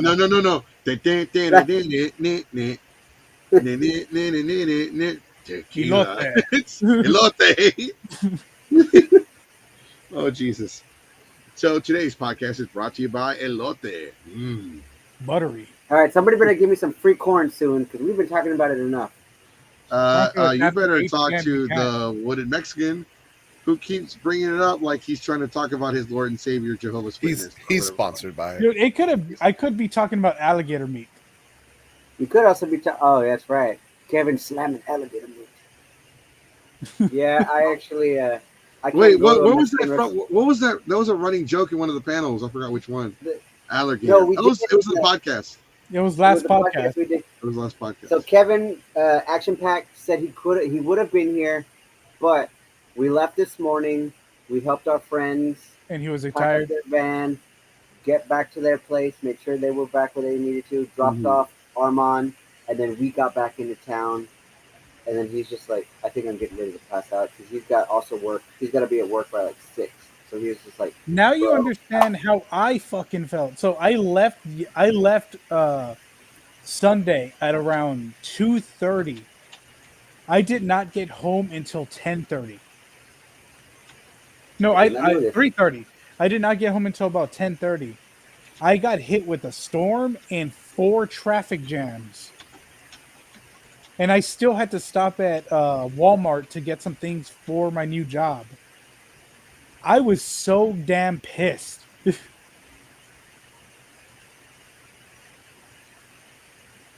That was the most horrible drive I've ever had. Yeah, I was wondering when you were gonna finish the story. I was like, It's like, are you done? Oh, and then I blew up. it's no. So I didn't realize you guys left today, and I figured y'all might be really tired. I woke up early this morning. I was exhausted as hell. So I took a nap during lunch. That was fun. I've been like really tired, bro. It took us a while to get home yesterday because we stopped at Denny's, we had to stop at gas stations because Mario from Box of Props Mario had to like constantly shit because I think he was getting sick. Oh, I got some stories from what happened in the hotel room too. Ooh. So like we left Friday. It was Friday night because they were taking a nap and they just went straight to bed. So we come back, go to sleep next day. Oh man, last night sucked. We only got 4 hours of sleep. Y'all were in here for 9. That's not even the funny story. I actually have funny stories, but that was one thing that happened. So Saturday night, which lit into Sunday, which was like 6 in the morning. After we were done at the con, I go in the room. My friend comes to get a shit, and I hear them whispering, and I hear Pete saying, "Get the fucking earplugs." I'm like, "Oh shit, we're being loud, bro. You gotta get out. Gotta get out." So I walk by. I turn off for like a como pendejo. I turn off the lights thinking that it's gonna make me quieter. So whenever you drive, you turn down the radio so you can see better. It's the I turn off opposite. the lights thinking that it was going to make me quieter. And so, like, I start walking. And I swear to God, like, I thought he was awake and he had planned this. Like, because he wasn't fully covered. Like, for some reason, his ass wasn't covered. Ass out. Where is this going? So I walk past him, and he fucking farts as loud as those balloon pops were when the balloon drop happened. And it stunk so bad, bro. I feel like a fucking... Bro, I shit you not, bro. I don't know You if could y'all taste know it. what it's like. Bro, I don't know if y'all know what it's like to get shot with a shotgun beanbag. Well, that's what that shit smelled like. Oh, You know what the fuck? how much that hurt? That's how bad it smelled. Oh man! And I swear to God, bro, my fat ass like free willied over the bed because that shit hit me so hard. Bro, I went flying in the room. And then I landed on my fucking cosplay, ruining some of it. It was so bad, bro. He knocked me off my feet over the bed onto my ass. And I'm sitting there on the floor debating on it. I'm like rethinking my entire life, debating on if I should just stay awake or go to bed because I'm traumatized at this point. I'll say this, man. Just be thankful you didn't get hotboxed or something. No, bro, I turned the AC all the way down, which I always do when I stay in a room. But like, I woke up fucking freezing, bro. Like, because it got cold Hotel that rooms night, are the coldest thing next to like just sleeping in a freezer. which pisses. Okay, so every time we stay in a room, I always turn down the AC, right? Always, every single time, all the way max. There's Yeah, you're not paying the bill. There's always somebody Yeah. adjusting it. Like, hey man, like they keep adjusting it. I'm like, you're not at home. Stop touching the damn thermostat. You're not the one paying the bill.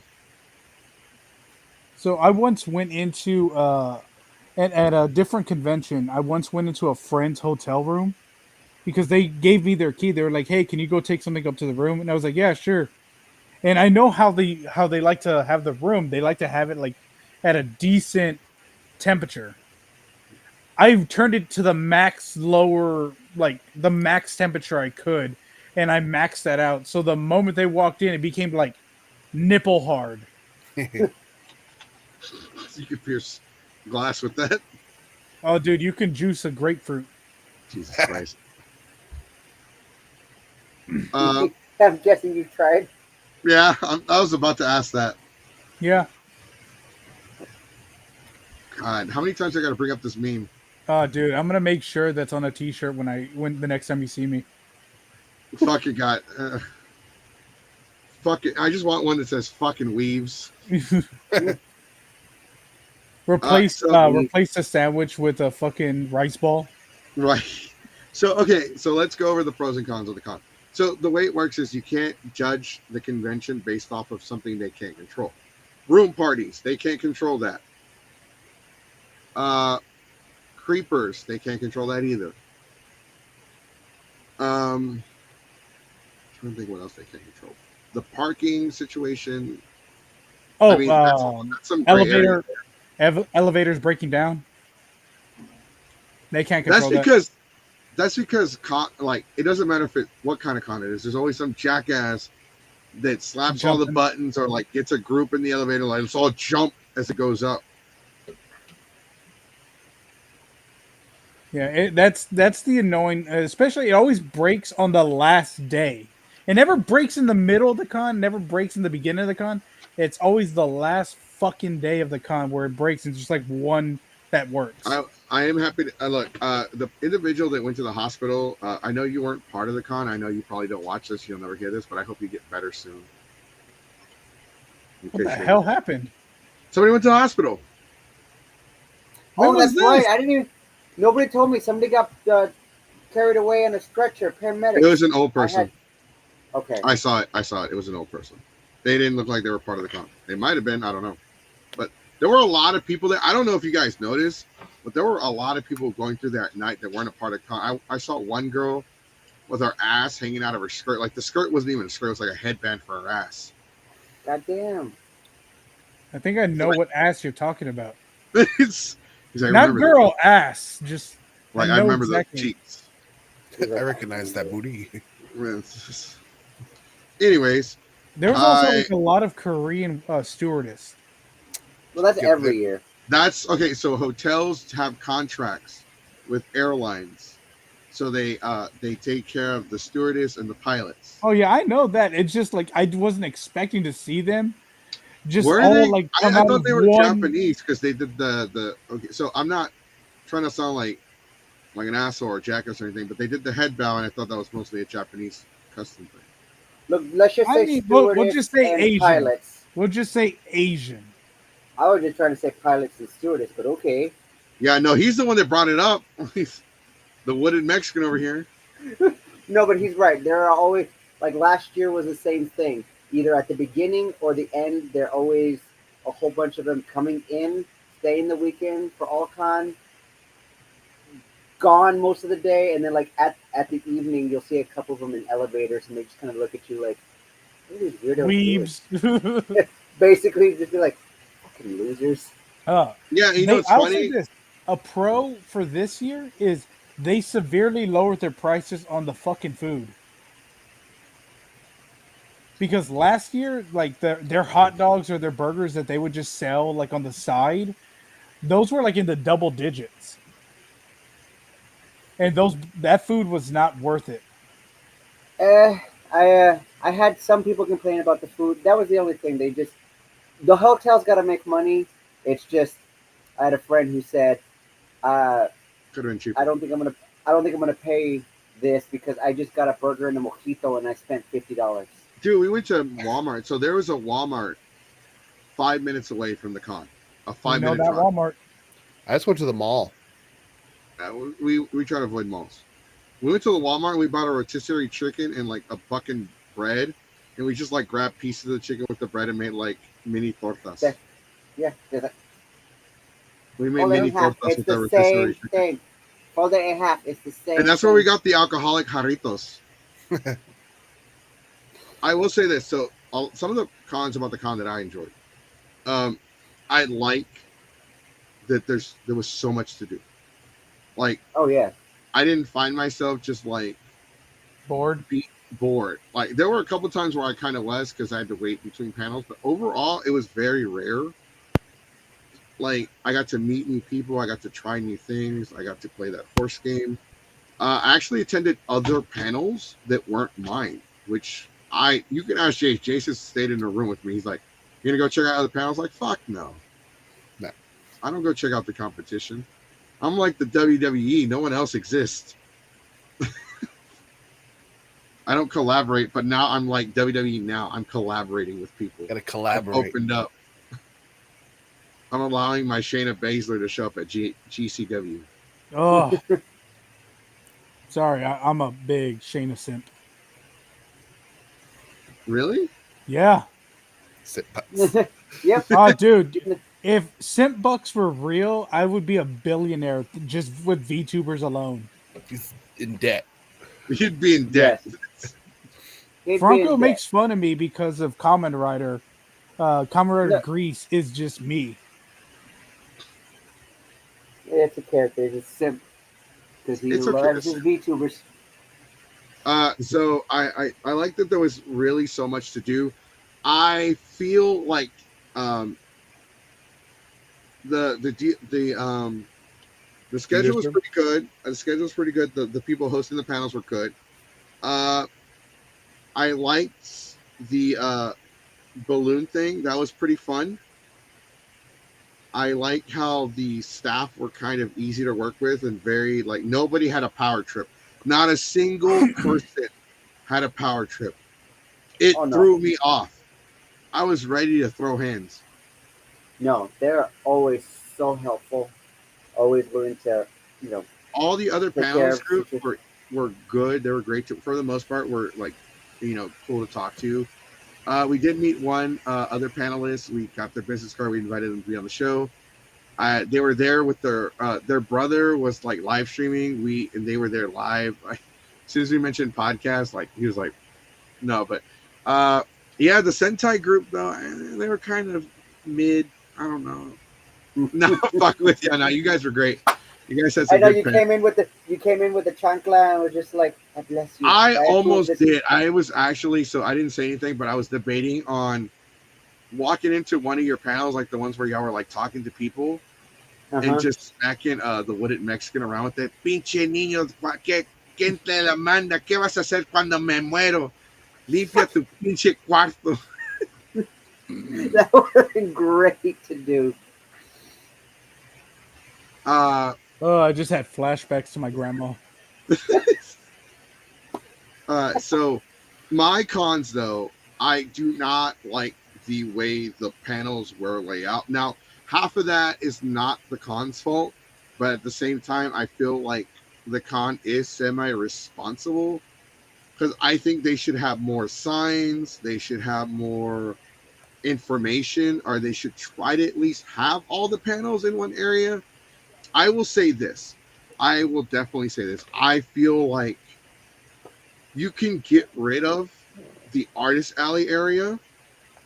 Not get rid of it, don't have art. I'm saying like get rid of that area and use it for something else. And okay, so where they had the main events, the big panel room next to the elevator, have a sign and have the dealer's room and the artist alley in there because it's much bigger. It could house both, and you could actually use the other panel room for something else and save that entire area strictly for panels. It would actually make it much easier and like new friendly to find panels and just kind of like stay in the same area, especially if you're going to attend multiple panels. They can do the main events in the area where they have the dealer's room, and they can move the dealers and artist alley to where they have the main events.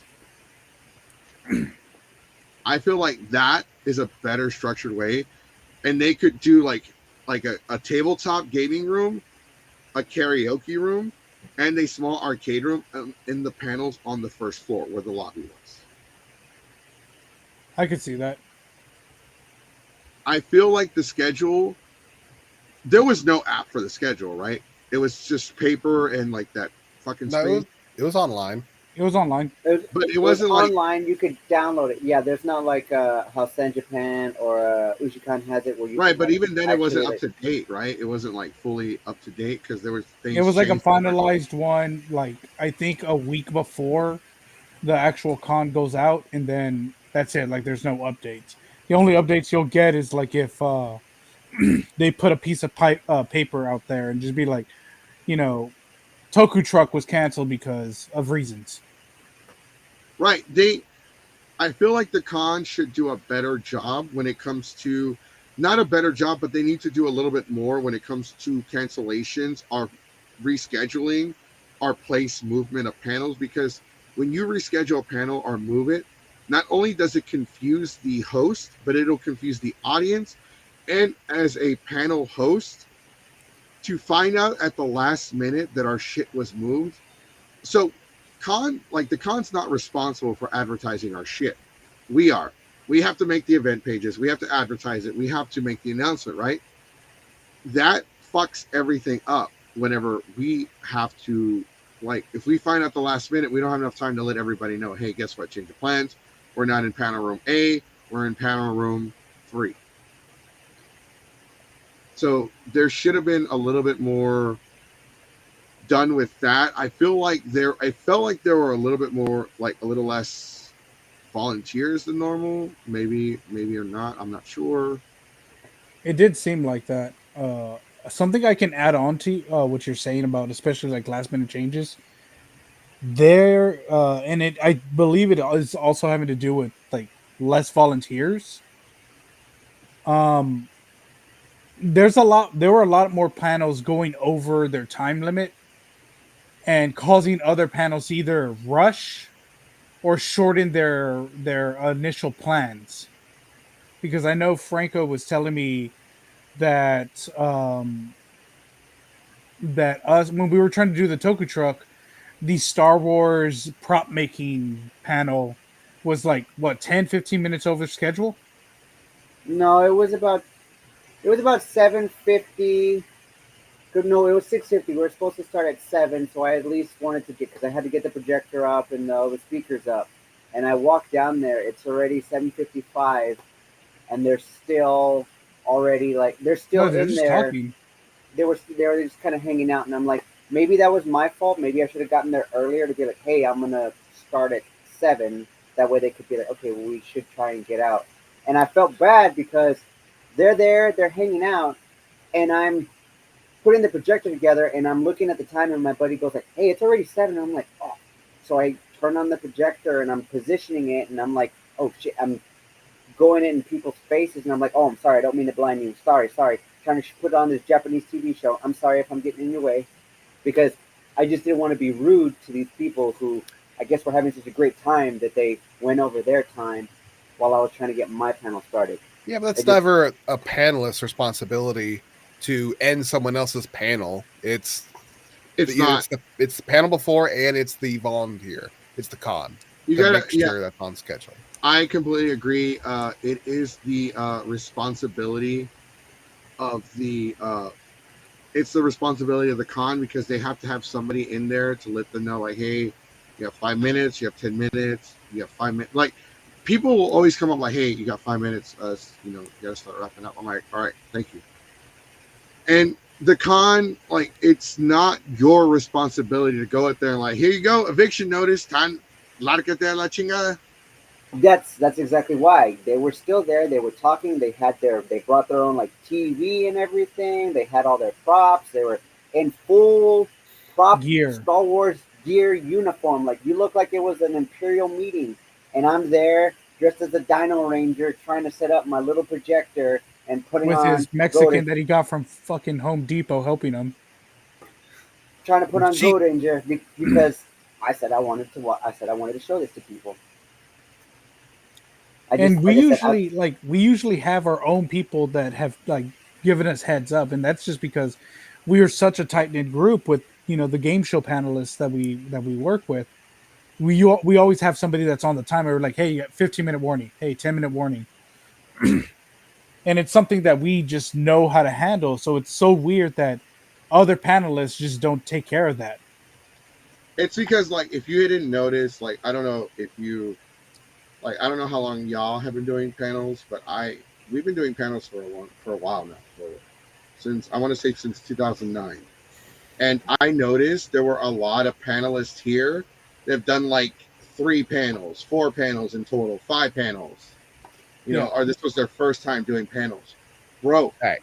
I, as an individual, not Geeks 5 ever, me, I have been to more than 300 conventions.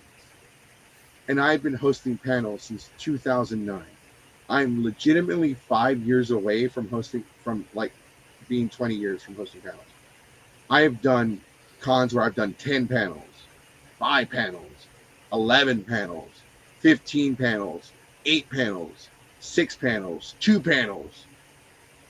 So you can just imagine how many panels I've hosted, right? So I know like a little bit of the ins and outs of panels, and like it is the con's responsibility to make sure these people are on point. It is considered very unprofessional because there are other groups. You guys, there's Toku Truck. You guys are great. You guys did an amazing job. You guys ended on time. You guys started on time. There are other panelist groups. There's Zeros to Heroes. There's Pixelation. There's all these like great panelist groups that are just as professional as I am. Like, I don't seem like I'm that professional, but I really am. I like to show up to my I like to start hitting down towards my panel 20 minutes before it starts. I like to show up 10 minutes before it starts. If I run karaoke, we will literally show up. If we have the room to ourselves, we will show up half an hour before we start to set up. Like, it's on the panelists and the con itself to make sure these panels start on time, end on time. So let me tell you something. Comic Palooza, not to compare the two cons, but if you did this shit at Comic Palooza, you would be blacklisted. If you showed up 2 minutes late to your panel, they would cancel your panel even after you showed up. And they would either blacklist you or they put you on probation. If your panel ended late, your panel will not end late. They will kick you off that stage.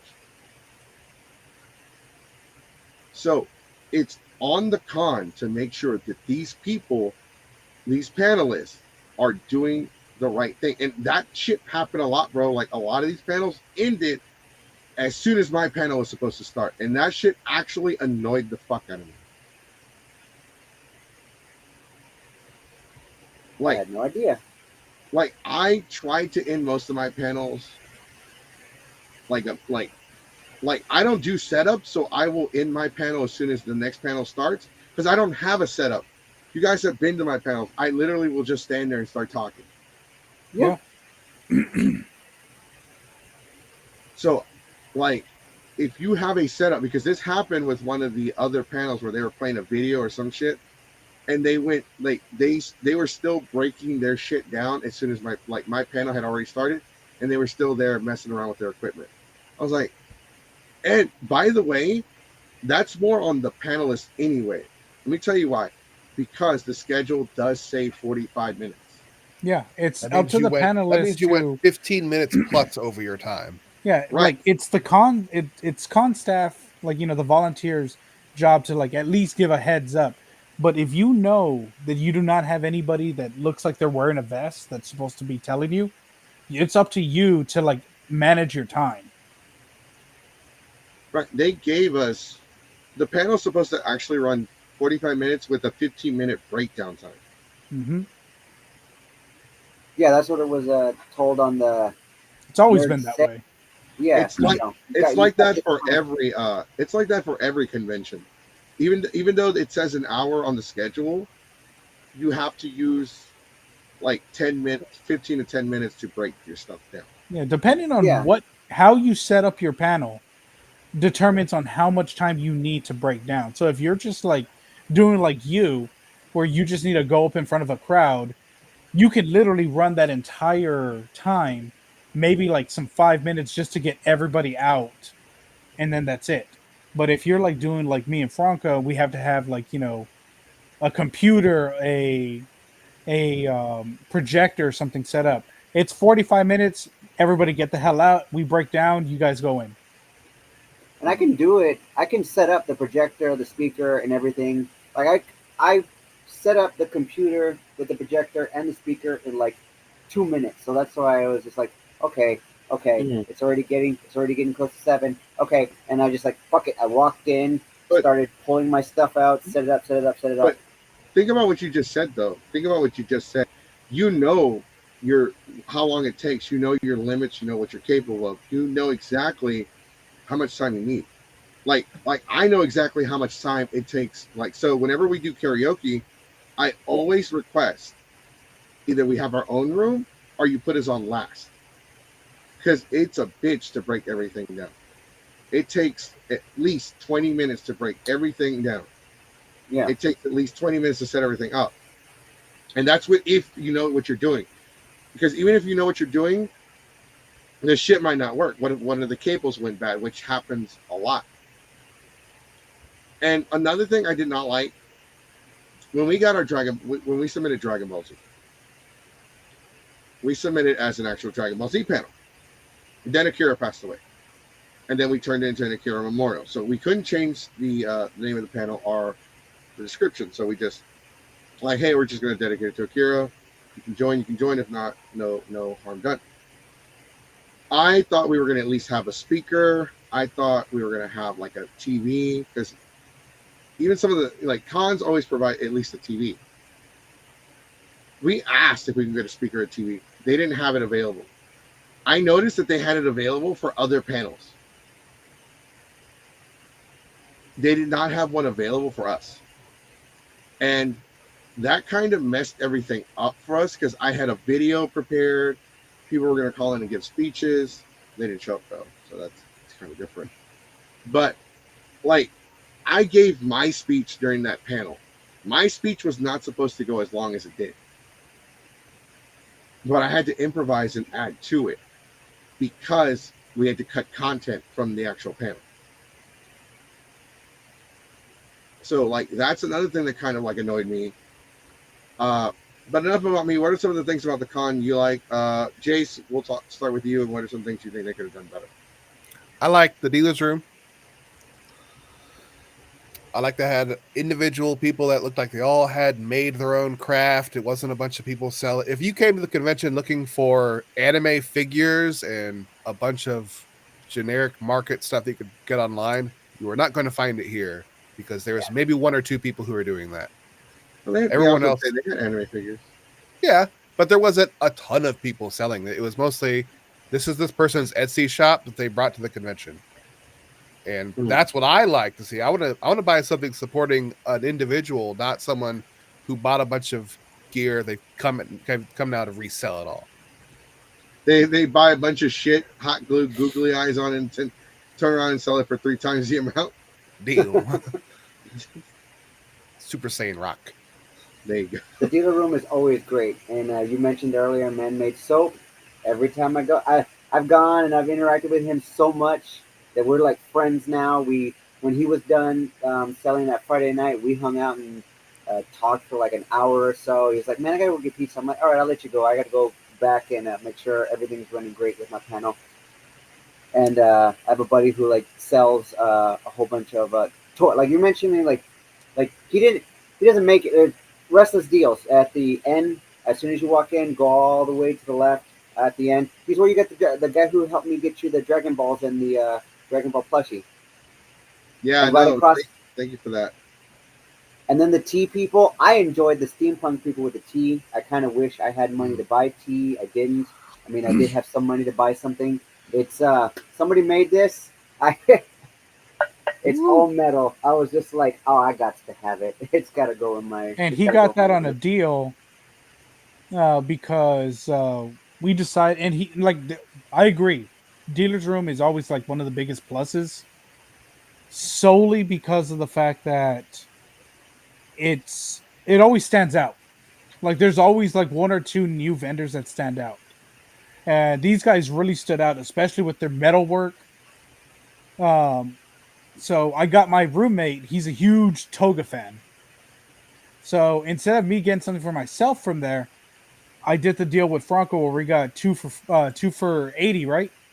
There's 2 for 80. It was 1 for 50 and 2 for 80. And then we got the 2, and I got him the last Toga plate. And now it's like on his wall. I kind of wish I got the card because they also said they do like a custom. They look like the... oh, dude, we'll find them again. Ridge wallet. Yeah. If they're watching this, reach out. I'd like to buy a custom wallet case. Like the dealer's room. And I like that there was stuff to do during the entire day other than just going to panels. It seemed like they had stuff that was actually fun to do. I had a kid with me and made sure that she was entertained the entire time. So it was a success. I actually agree with you on that with the whole, like, things to do. They had mini golf, arcade rooms. I was actually willing to bring Zelda to it. I am not willing to bring my kid to an anime convention at all. Yeah. Not until she's like 21. But I was willing to bring her to this one. I really liked it. I enjoyed it. I thought it was I love the fact that it was family friendly. There was even a little kid, like his parents were there, and I was like messing with him. Like he kept rolling fives because that's what my horse was. He kept rolling fives, 3 5s, and I'm like, yes, the coolest, my favorite kid here. He's the coolest kid. Then he rolled a different number, and I yelled, I thought we were friends. His parents were laughing their ass off, and then he rolled a different number the second time around. I was like, I thought we were cool. What happened, man? You changed. What happened to you, China? You used to be cool. You used to be cool, bro. And He's then, still cool. so, but Jace, what were some of the things about the con you disliked? I mentioned before the fact that it was poorly laid out. I had no idea where anything was, and it took me way too long to figure crap out. There was no signage. In order to find where something was, if it was in there, you had to actually go to a panel room to figure out what exactly was going on. So I didn't like the layout. It was on multiple levels and on different sections. It was just confusing. Mm-hmm. That's pretty much it. Everything. I liked the convention. I just didn't like that. Okay. Next will be the Wooded Mexican. I think he's on part 4 now. He's part 3. Part 3. The Part 3. The beginning. The beginning. But you should call it the Beanering. No, that's. I have an entire series laid out. Every time I appear on this, I'm gonna be a different part.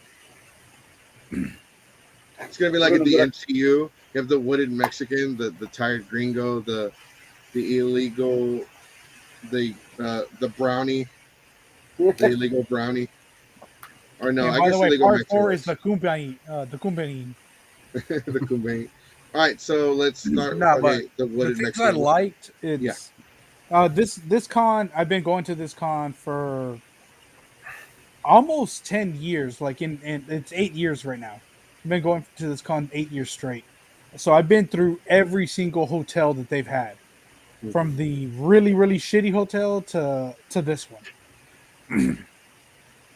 So the layout does make sense to me, but that's just because I've been consistently going.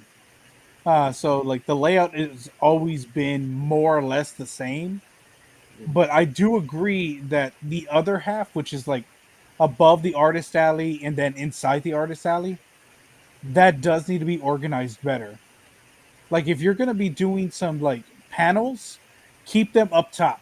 If you're gonna be doing something like dating, arts and crafts, something that have to do with cosplay, keep that down below.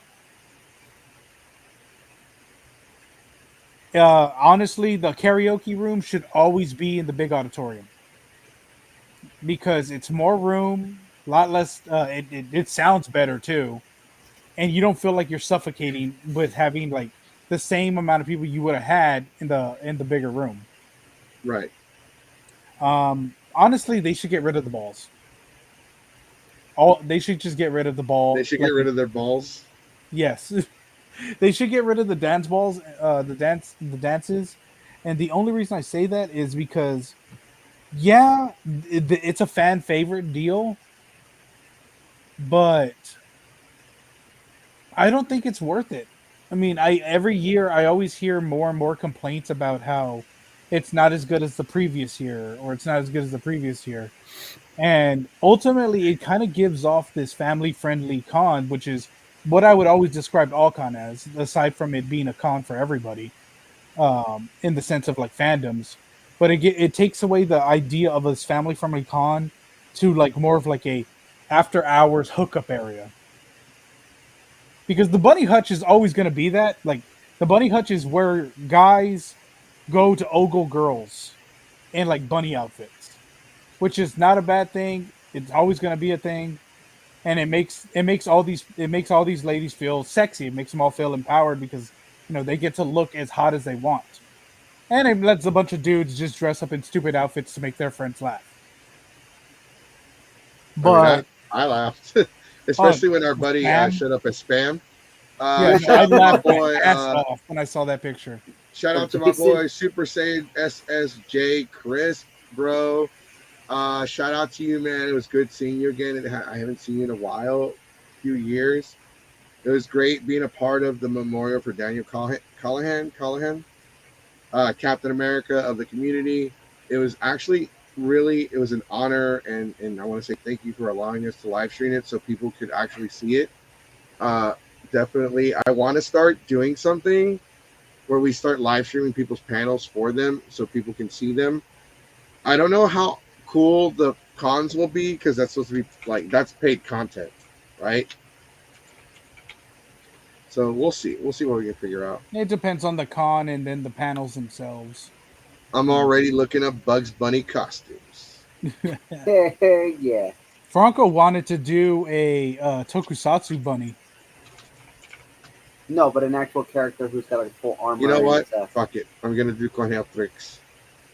Do the tricks rabbit. Do the tricks rabbit. Silly rabbit. No, silly what? Tricks are for kids. You share.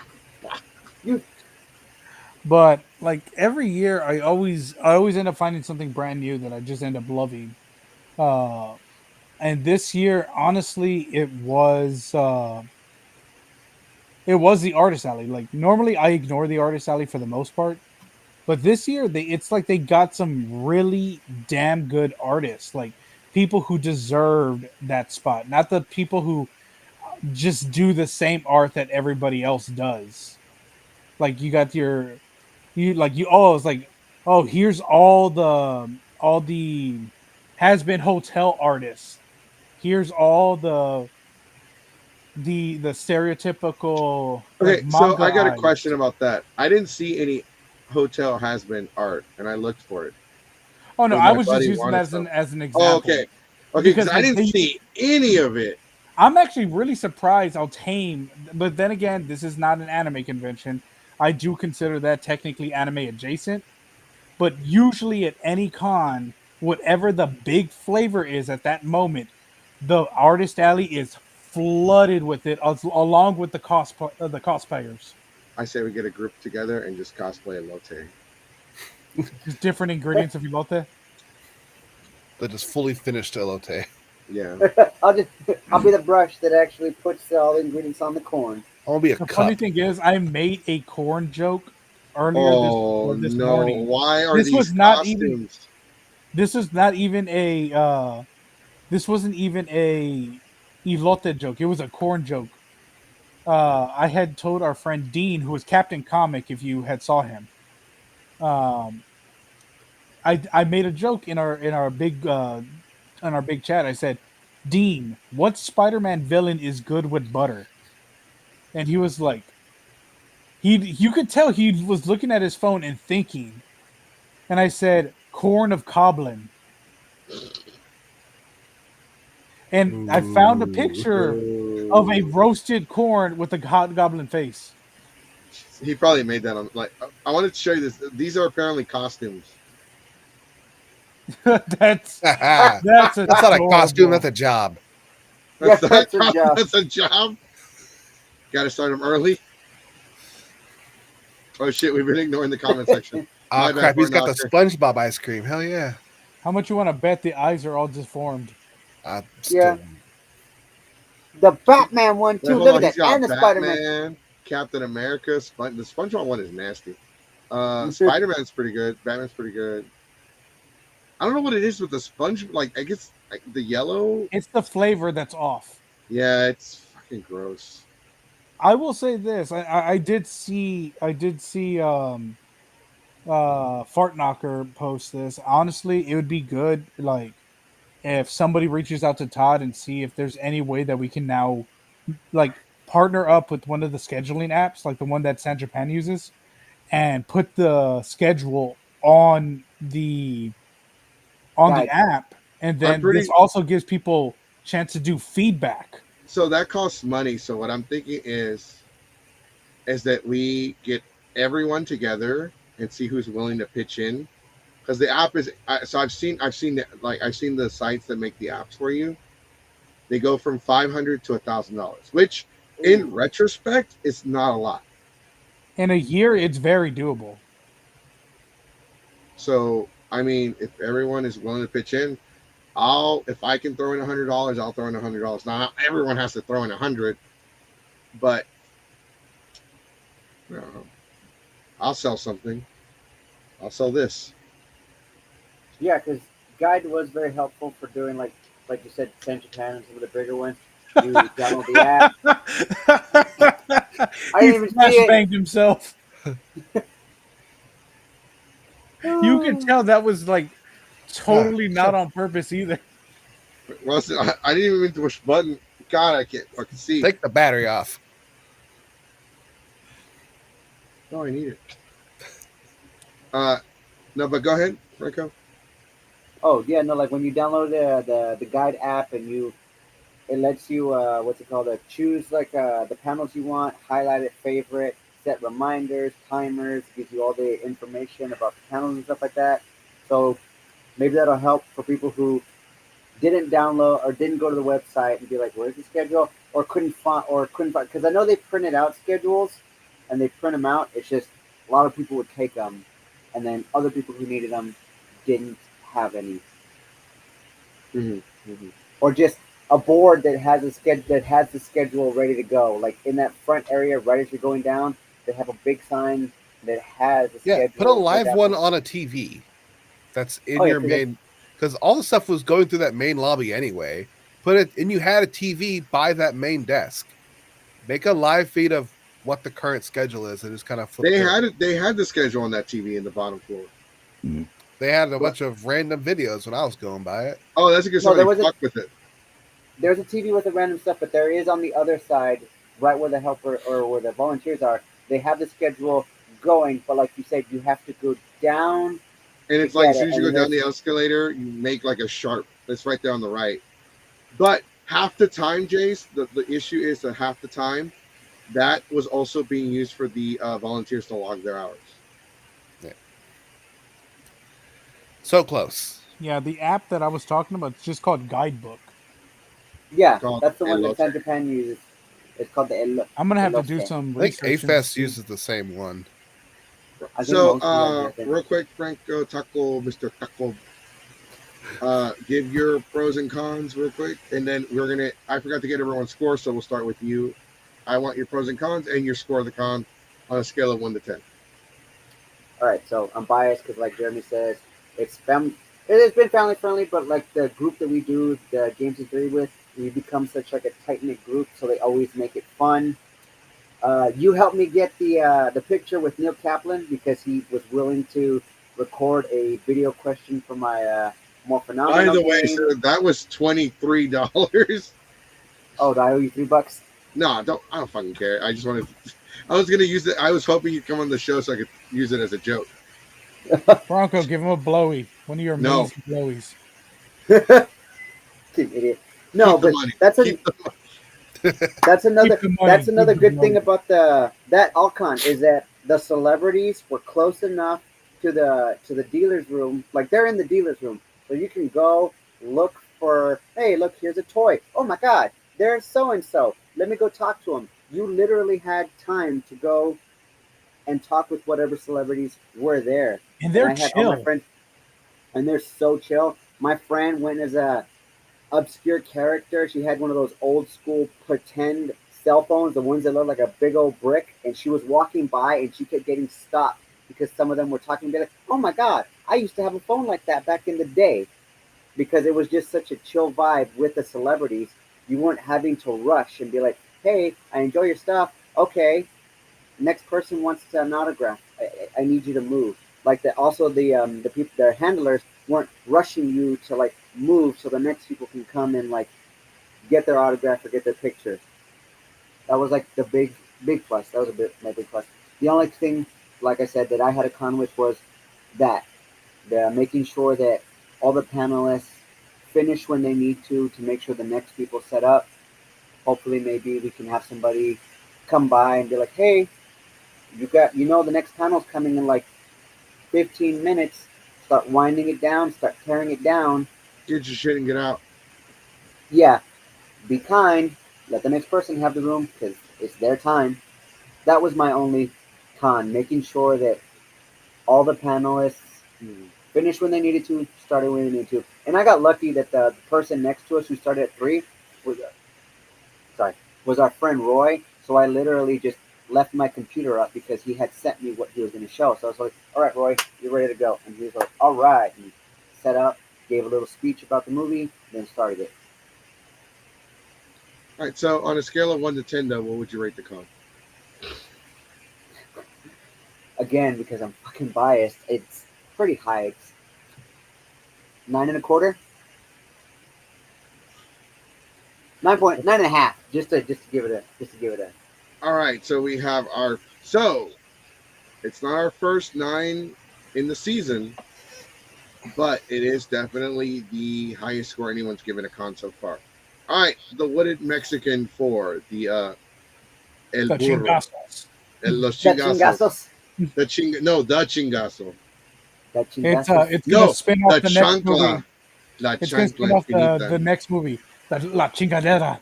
La chingadera. All right, so what would you rate the con on a scale of 1 to 10?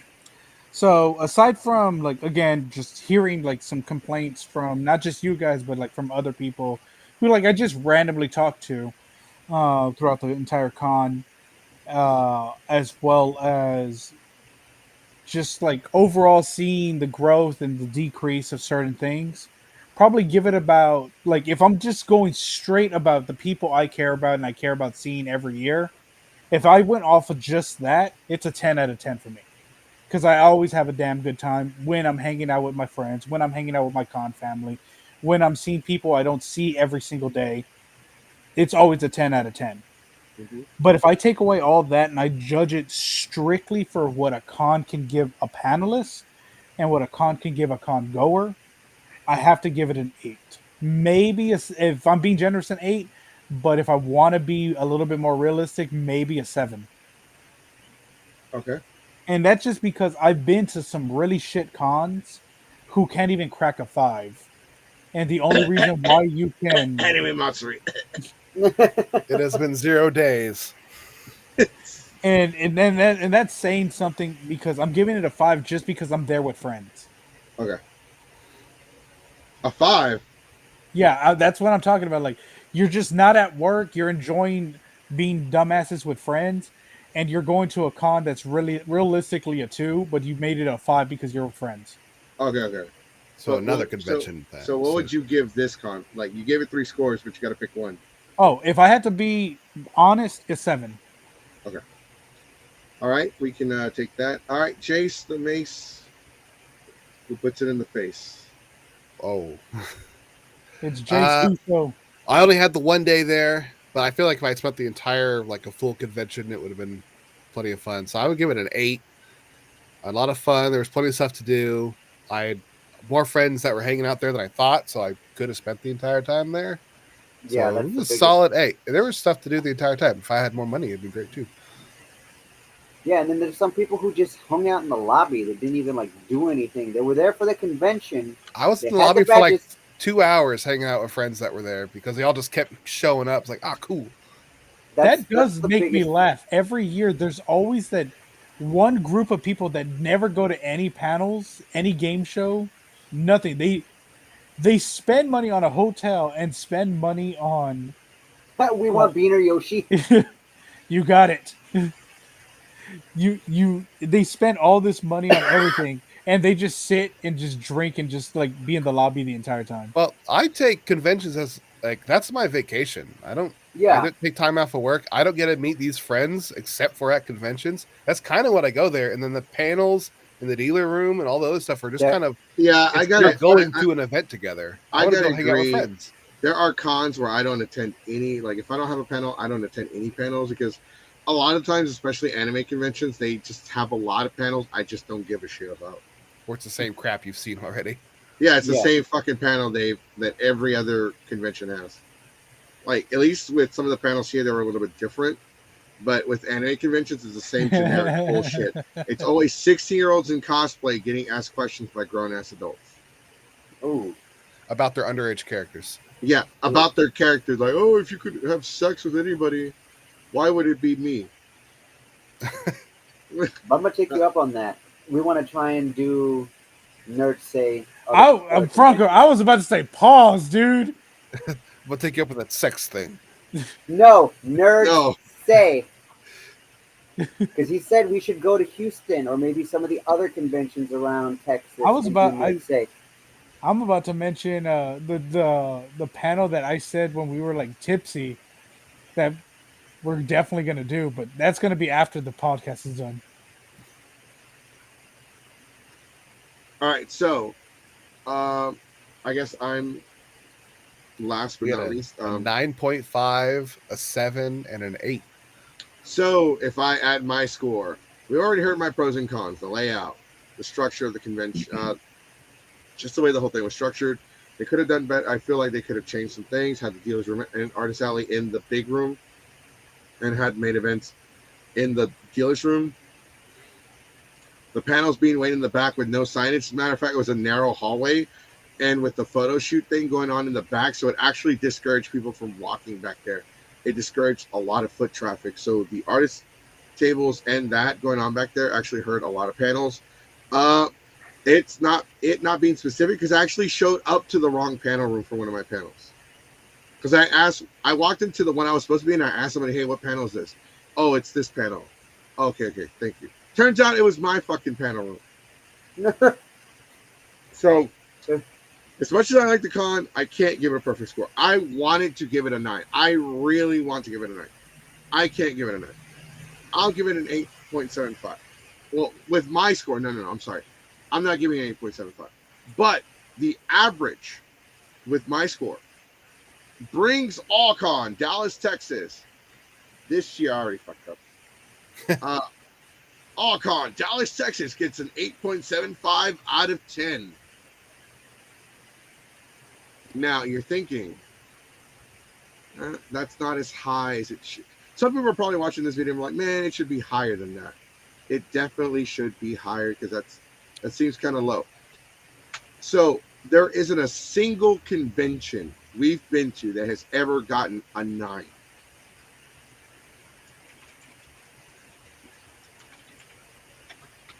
All right, so as of right now, AllCon, if I add it to the list, AllCon is now tied with UshiCon and KawaCon. All three conventions have an 8.75 out of 10. IkiCon Wait till you go to ChalupaCon. ChalupaCon, 10. Already 10. It's a 10. 10. Not It's all even. downhill not from here. It's all down. Yep. ChalupaCon, EloteCon. Elote. I missed KawaCon. So I do like the fact that AllCon probably had more people at the convention than AEW has at their shows. That's the camera angle. It's all the camera angle. So yeah, definitely. All right, is there any last words y'all would like to say? Anything at all? No. Honestly, Farm dude, Knocker gave it an 8. Invite me and Franco over to any of your shows. We'll be down to do it as long as we have the time. All right, we can drive that way. Well, I'm talking about podcasts, but if we're able to actually go to a con, like we'll definitely team up with you guys. And you're there. We'd like to, definitely want to work together, do something. We do have Ulysses Fartknocker says, for me, it's an 8. Like all of you have said, signage and communication for the panels needs improving. Maybe made navigating around the hotel a problem. I actually have to agree with that 100%. Ulysses Fartknocker, definitely somebody cool to hang out with when we were there. We will be at Collecticon and WrestleMania in the same weekend. After that, our next convention is Comicpalooza. Comicpalooza in Houston, Texas. Their panel submission already ended Friday. But we will be going to other cons. Obviously, A-Con is no longer on that list. But San Japan has gone live, and we will sign up for San Japan, and we will see how that goes. Geeks 5 Ever, San Japan. Honestly, dude, we should do a big crossover there. The return of the Mexican King. Perfect. Jay shaking his head at me. No, like I'm stupid or something. Yep. Nah, he's just gonna come out with MJF's theme while we come out with the Mexicools on a Juan Deere. On lawnmowers. It's damn Yeah. Mexicools. Yeah. All right, go ahead and plug in y'all social media. Let's start off with the members of the Toku Truck. Mentioned it last time. I'm on Facebook. Just You got to do it every episode. You got to do it every yeah, episode. no. It's Franco E Fernandez, and Instagram. It's Isodial. On most I of don't my, do- I don't- you can look me up on Facebook as Jeremy Arias. You can also look up Angelic Demonic, which will usually pull up any of my social medias. I do know that me and Franco, we do have a YouTube channel that we do want to eventually make into a podcast, which would be under the name Toku Truck. But if it ever does happen, we'll definitely let you guys know. All my stuff's under the Black Tower Stories, where I play D&D and run my show, the Adjacent with Jace. And my Instagram is the Jace Burner, because that's who I am. All right, time for some shameless plugging. You can follow us on Facebook, Instagram, Twitch, the Twitter, are known as X. We will be coming on Kick pretty soon. You can no longer follow us on Pornhub because everyone's No been one evicted. No one can. No one can. You can, if you aren't following us right now on YouTube, make sure you subscribe to the channel and ring-a-ling the ding-a-ling button so you can be notified every time we go live. Why did it just like keep cutting out in and out, in and out, in and out? It's like the sound, whatever that sound is. Whatever that sound. That's been doing it for you the whole time. For me, it's not. I'm pretty sure it's you. It's not me. I even turned down my gain. I'm like screaming at my microphone. It sounds like I'm talking, but I'm screaming. Anyways, follow us on YouTube. Remember, ring-a-ling the ding-a-ling button so you can be notified and you can see us talk trash, review conventions, and we have our new wrestling podcast coming up pretty soon with Dorks 608. So we're going to just copyright the name so somebody can actually do it. I mean, it's catchy. I might even have both channels talk shit about each other like a war. And it's all like just the same people. So it's like Wolfpack Red versus Wolfpack White. Yeah, it's dumb shit. The cool one. The cool one. All right, guys. Like I Ooh, said, can I do a sign out? I got a sign out I like to do. It's funny. Can I at least announce what we're going to do tomorrow before you do I that? guess. Mine's the bye-bye. Okay. So make sure you join us tomorrow. We didn't get to talk about it today because we never really get to cover all of our subjects. But tomorrow we'll be talking about Nice Guys and Pornhub. You know, the nice guys like, hey, I've been talking, I bought you gifts, I bought you this and that. I was nice to you 6 times, you owe me the sex. So OnlyFans subs. Yeah. OnlyFans. Pretty Back to my own. That's right. This is called Shit Talkie Tuesdays. Tomorrow at 7. Jace is actually the one that came up with the name. I'm clever. And I'm not? Well, you are, but Shiitake was mine. All right, so join us tomorrow. We talk about Pornhub, and I got their statement saved, so in case it comes back tomorrow. Oh, dude, I actually decided to look it up, and that's still there. Oh, it's gonna be there for a while. Yeah, It's just gonna be to look it up. It wasn't because he was looking for videos. It's just to look He it was. It was his frisky time. He was like, ah, shit. Research. All right, up. Look, go ahead, you're right. Jason. I tried to make Close it it out. big. Look, that's a lot of ribbon. I thought I got That's 3. a lot. I only got 2. Thank you all for coming. We really have to go. I hope you liked watching this really crappy show. So please like, follow, and subscribe is what we're supposed to say. But as always, we'll see you Tuesday.